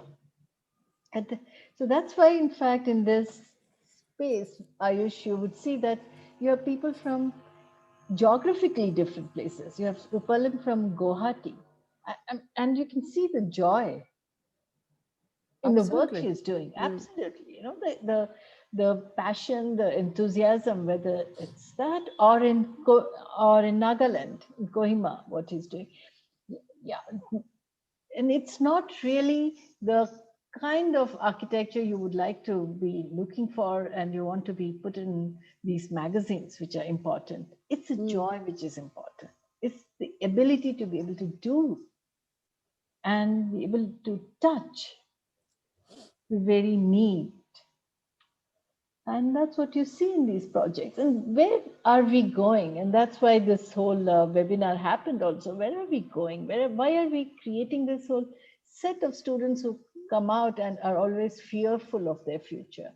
While in India, and I must say, in India, there's just lots of chances, like Suhasini is saying, go to peri-urban areas. We started our practice in a peri-urban area, or go to different cities where there is no competition, or you can achieve what you want to do. And it's you can even take it one step further. There's a question of fear, but there's also the insecurity. We are told as architects that we are recognized as good architects when other architects actually appreciate our work. And if you go to all these architectural conferences and workshops, it is like we are playing to an audience of our own kind. How many people who are non-architects come to all these conferences that they charge the students 3,000 a day? I don't know where they think the student is going to get it from. And you print it in the same kind of magazines, in the same kind of websites, and the same kind of awards. And if you're not in that circuit, there's this insecurity that you might be falling to the wayside, that you are not doing cutting edge work, that you are not important enough to be recognized. But this need for recognition, to have an audience that recognizes you and validates you, is an insecurity that the global market system feeds out of. Yeah, perpetuates it. Yeah. And if you break out of it, you realize like, okay, maybe 100 architects don't know who you are, but the 5 who know your work and not who you are is more important. Your work is more important than being the celebrity architect, because this country doesn't need celebrities. This country needs actually valid, interesting, relevant, and reproducible work. And that's why I keep saying the new normal is the alternative, because we have no other alternative in this country. If we don't go this way, we don't go anywhere. Sorry, that's it. We are a country which needs another way. Yeah. But also, Suhasini, it's the alternative which is shown the path. Exactly. Now. And now the conventional people are following it. Yeah, once it becomes commercially successful, now they get on the bandwagon and they take over the wagon. Which is actually a good idea of success. Yeah, because if they copy and take ownership, I say kudos to you, man. You can even put my project on your portfolio. I don't care. As long as you build something which is sensible. Yeah. Yeah, so maybe we are not answering many questions from the Q&A. Questions like what's per square foot cost? Now that's not going to be answered. And also the questions of architecture. But here, if there are questions of anything to do with how did we go about, the 5 panelists, they went about pursuing their path, we'll love to answer. So can I ask a question? Sure.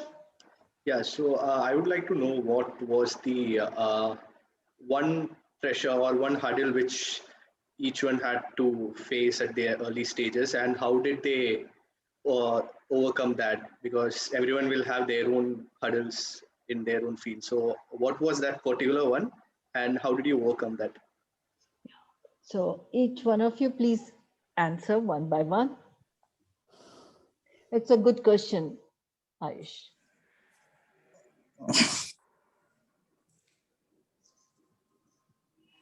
Rupalim. Yeah. The youngest first, yeah. Yeah.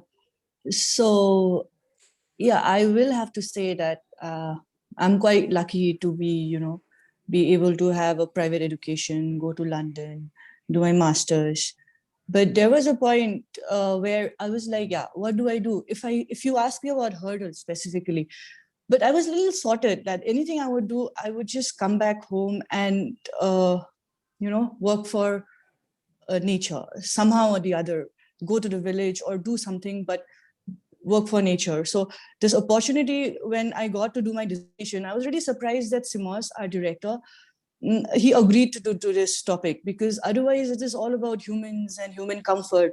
And he actually accepted, and that was a really good kick for me to go ahead with the thing. And then across all the while, I met a lot of different architects who are now around 70s, 80s, and they've done a lot of good work in American zoos. They are Australian architects, John Coe, David Hancock. They've written beautiful books on architecture for animals. So anybody interested, you can go ahead searching for them. And yeah, the hurdle I had was, do I come back or not? Maybe, but I was really sure that I had to come back and live close to my family, friends, because everything is more sustainable when you're, closer to your region, because you're born for a purpose in this place. And I'm sure there are a lot of like whatever education or whatever, however I've grown up, I'm sure at least there will be a way to contribute, or maybe contribute, like, not wasting or living less, extravagantly, and that kind of thing also could be a contribution. So it's not just, about building. So that's all. Yeah. I hope I answered the question, but hurdle in the sense, yeah, I keep that away. Yeah. That's the thing. Thank you. Thank you. Thank you, Rupalim. Yeah. Yes, Akhila. Yeah, so the biggest is probably people saying, what is an architect doing out here? Do you have a side business happening or something? But that's a comment. But it's more to do with what we are trying to achieve is a systemic change. So it's like entering the system, making yourself a part of the system, and then working on many fronts. So that is, and then asking to be paid for that. So telling them how to run their business, how to care for their workers better, and you pay me for doing that. So that's a challenge. But like one of our, a good friend of mine who's also working with us as a mentor here, she says, I'm like, I'm not like a dog with a bone, I'm like a crocodile with a bone. So you just don't let go of, you have to work till you ensure that things, the new normal for the workers happen in this case. So yeah, it's okay. Sharath? Take it part of the deal. I don't know. I mean, see, I came into an established practice. A lot of things were, set up. So it was building on. I mean, I think I could see at one point my parents specifying that you're not earning enough. I mean, not that Chitra didn't pay me well, that's not what I'm saying. But compared to other of my peer group who are earning much more in different professions, yeah, but then I earned enough. I mean, I didn't starve. I had enough left over to buy books. It's just that I didn't save much, Otherwise, I don't know. I mean, yeah. Suhasini. I would say my biggest hurdle, and it still remains a very, very big hurdle, is actually dealing with people who don't care.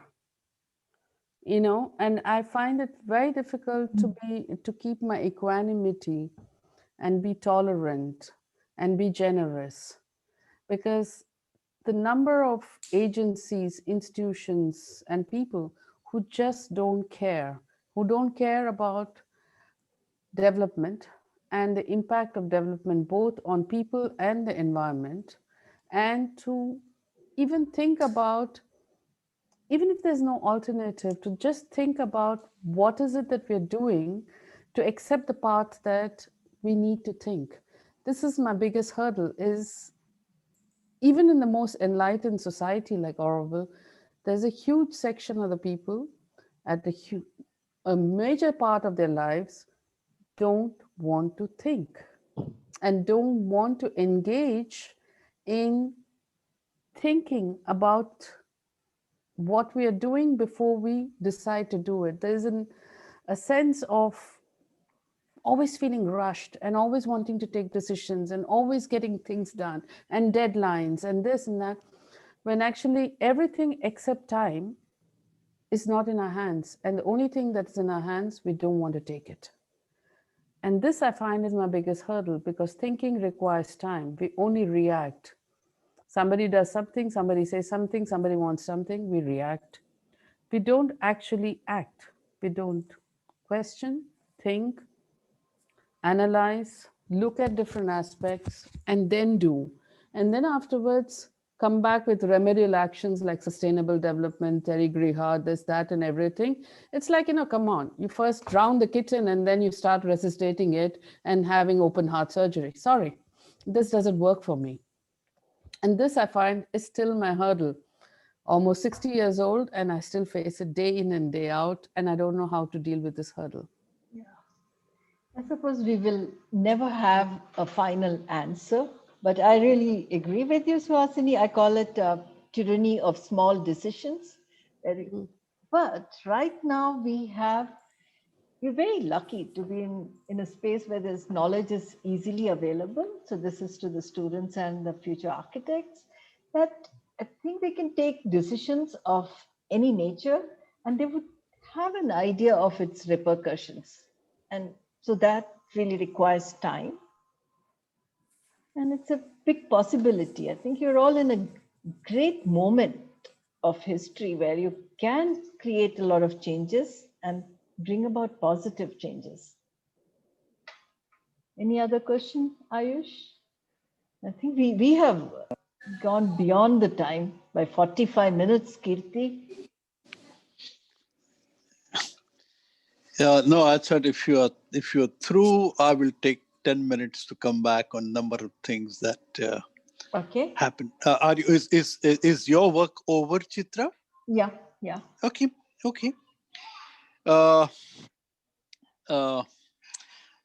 Only word one could use is this, that it's very, very inspiring. This all stories coming from remarkably young people, and of course, not so young people, but they're young in ideas, young in thought processes.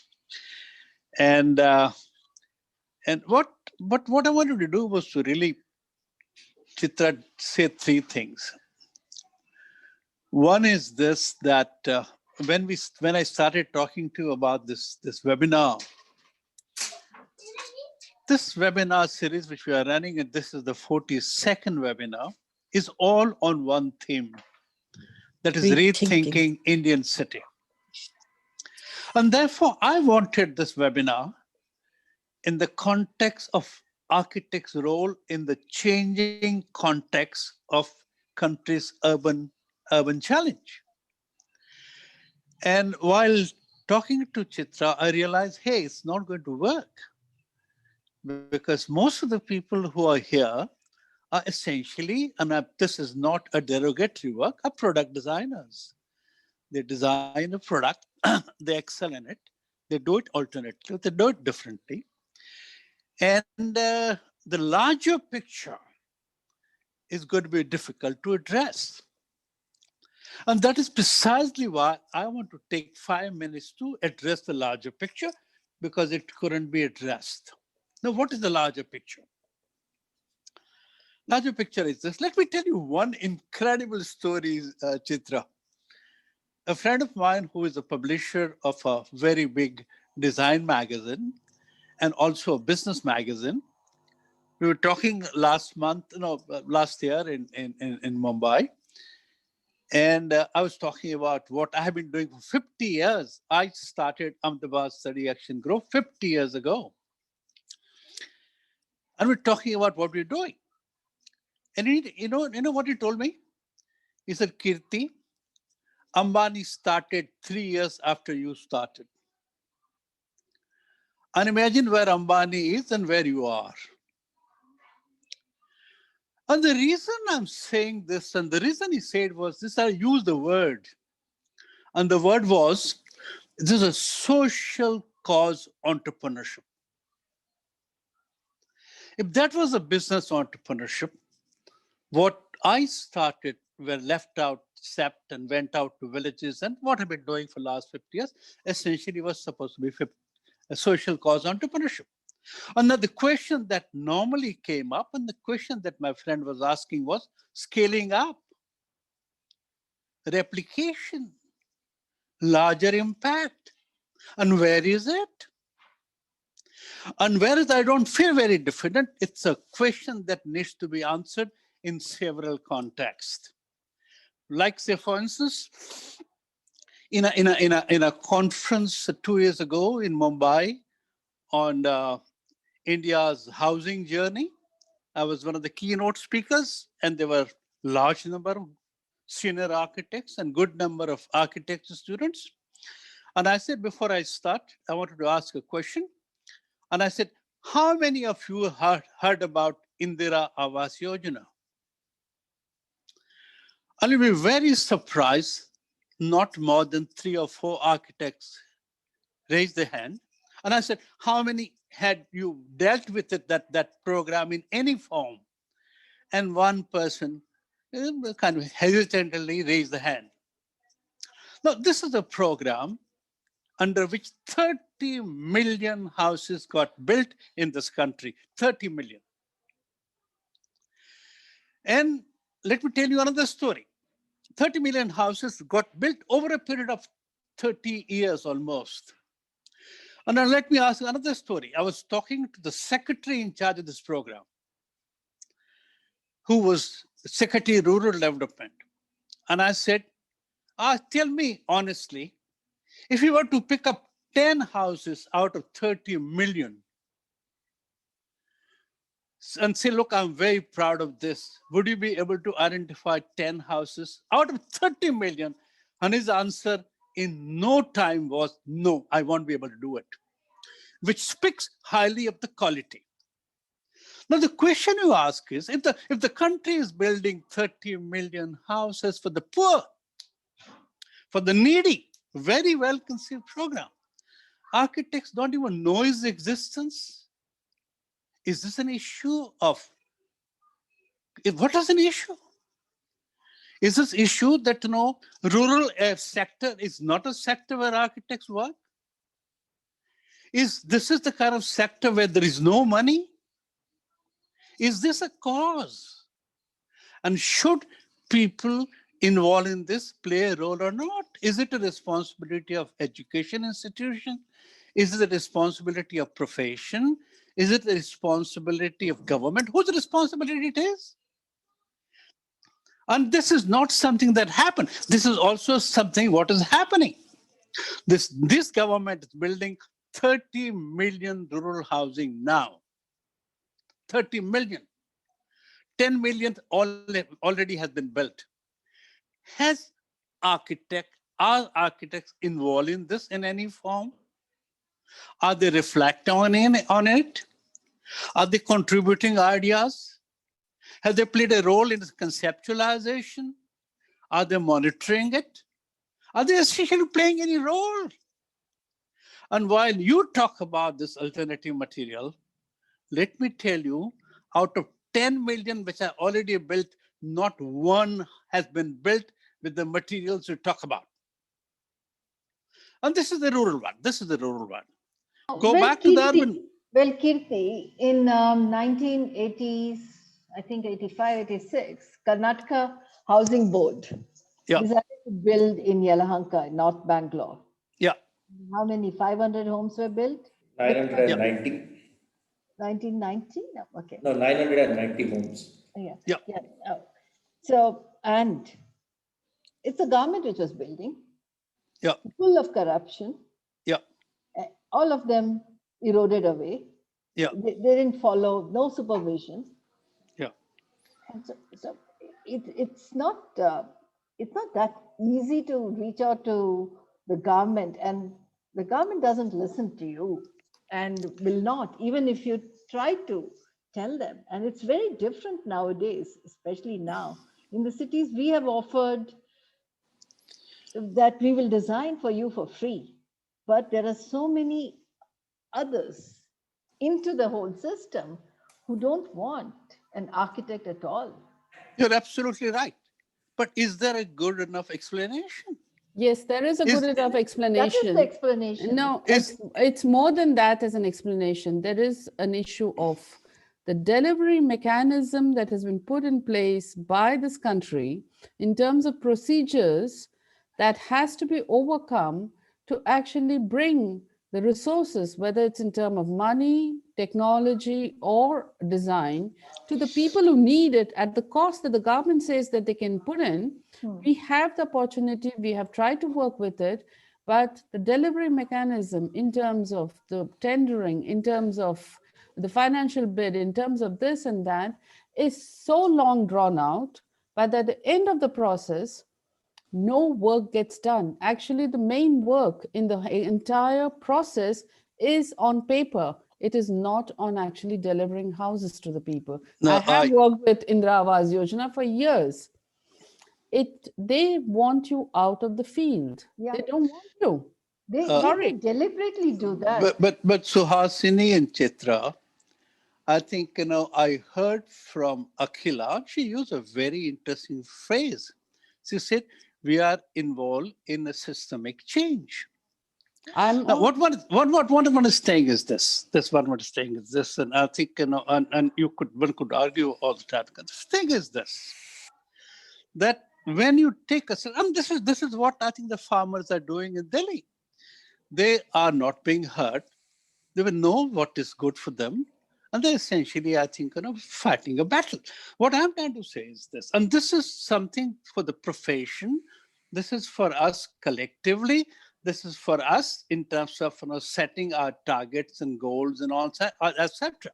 So what I'm trying to say is this, that what I'm saying is this, I know very well it's not working. I know very well it's not working. And I know also why it's not working. My question is this. If so many houses are being built for the poor people of the villagers, there has to be some way by which an architect is able to influence that. And because this is his subject, this is his area, this is something. And my question is also to the profession, that if this is happening, how it is coming in to play a role. And that role has to be played. Otherwise, who will do it? Like, say, for instance, those poorly built, I think, Indira Awas Yojana, or now, I think, Pradhan Mantri Kabin Awas Yojana, who would do correctives? Who would do, I think, do improvement? Who would do better design? Who would see that the proper materials are used? Who would see that the smaller houses are livability of small houses? Who would do that? And chartered accountants can't do it. I think let's go back to this whole thing. In Indira Nagar, the slum rehabilitation, which was done by you and Mrs. Reddy 25, 30 years back. I was involved in that, yeah. Afterwards, none of the slum rehabilitation where they will involve architects or anybody else. So it cannot be always put onto the profession saying that it's not doing. I think profession is working at it. It is very much interested, but like Suhasini said, it's very difficult. And also, it is also designed by the authorities, by the bureaucracy to avoid bringing in the profession. And it's what Akhila is doing. It's good, but I don't think it's totally only the government. You have the enlightened people in the bureaucracy. So the kind of work we're doing with water, it has taken ages to work with the bureaucracy to understand and then do it. But a person has to continue doing the work. But the fact remains that if you want change to happen, if you want, I think, things to get better, you either work with the system, you got to work against the system, but you got to kind of find a ways of doing it. This is the small point I'm trying to make. And basically I'm saying we've got to internalize, and I think we've got to ask the larger question. So that was the whole thing, I think, that I was trying to kind of aim at. And I think what one is saying is this, I think, Chitra, that we've got to engage with the system honestly. and I'm not saying you are or someone else is not doing it, but it is not yielding the kind of result that is required. I think it should take it somewhere which we are not really going.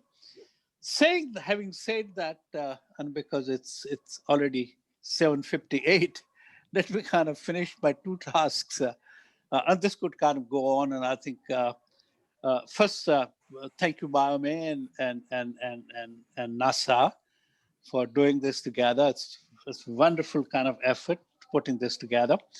And Chitra, I'm personally thankful to you, I think, for all the energy that you put in this, getting these younger people to kind of get together. Kind of saying that, it's structured beautifully, very well, and it was conducted exceedingly well. I must thank all the panelists. That is Rupalim, very interested in what you are doing, working for animals and rhinos and chimpanzees and birds. Terrific. And thank you very much for sharing. This was the most interesting part of this meeting. Akhila, Bangalore, she mentioned Avas people have been involved with them for 40 years, 35 years. And I think if you don't know them, you should really kind of meet them.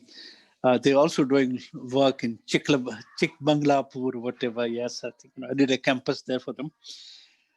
Sharath, thank you very much. I think for being here and telling this very interesting story. Very beautiful structures and all that. Richard is not here, but it was the most impressive, I think, presentation. He got it across beautifully. Some remarkable work on bamboo, and Nagaland is the place where it ought to happen. And Suhasini was absolutely stunning, beautiful buildings, and a great journey that you talked about. So thank you very, very much. It was very inspiring, very useful. My questions to all of you, and to NASA and to the young generation of architects will remain, because we've got to kind of quantum jump somehow, find ways to kind of break these walls, because these things are happening. One of the reasons we are doing this, 50 webinars, is to say that India's urban challenge is very complex. Sarkar alone cannot do it. It requires wider societal partnership. And this is to take the whole issue to people, to communities, to experts, to specialists, so that they could participate. Let me also kind of tell you that the next webinar is only tomorrow. And this is all urban poverty in contemporary cities. And it is talking about determining role of land policies and instruments. It happens tomorrow at 6 o'clock. Anyone who wants to kind of participate, you're most welcome. I must also thank, before we end this, it's already 8 o'clock, 1 minute. Thank my colleagues at Studio INHAF. That is Radhika, Shimal, Elika, Nita, and Dwani. And also let me kind of thank Kea for introducing this webinar. She has been very nice, and I think does lots of thinking and writing for this kind of work. So thank you very much for this very inspiring webinar. We're going to have one more with a different kind of people. I'm talking to Shankar and talking to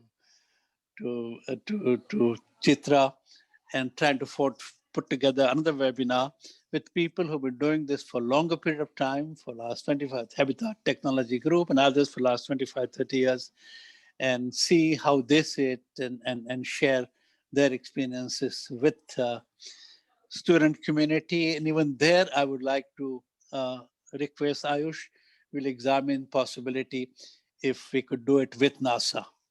So thank you very, very much. There's going to be one more webinar on architects, and there's Rahul Mehrotra is putting it together, and that is to get a different world of architecture in the context of cities, in the context of education, in the context of new generation that is coming in.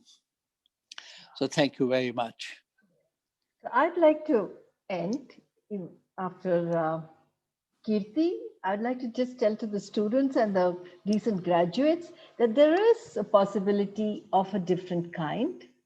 So enjoy, and there is a lot you can do and not get trapped in this whole money game, and that's the only way forward. Having joy in what you do is most important. And that's what we try to bring forth here, and being able to do stuff alternatively in alternative passions as well as alternative geographies. And that's the reason why you heard Rupalim, both passion and also in a small town like Guwahati, that you could do something that makes you happy. Thank you. Thank you very much. Thank you, everyone. Thank you. Thank you. Thank you. Rupalim, Rupalim, I'll come to Guwahati to see your work. Please do. You're welcome. Yeah. Thank you. Thank you so much. Thank you. Thank you.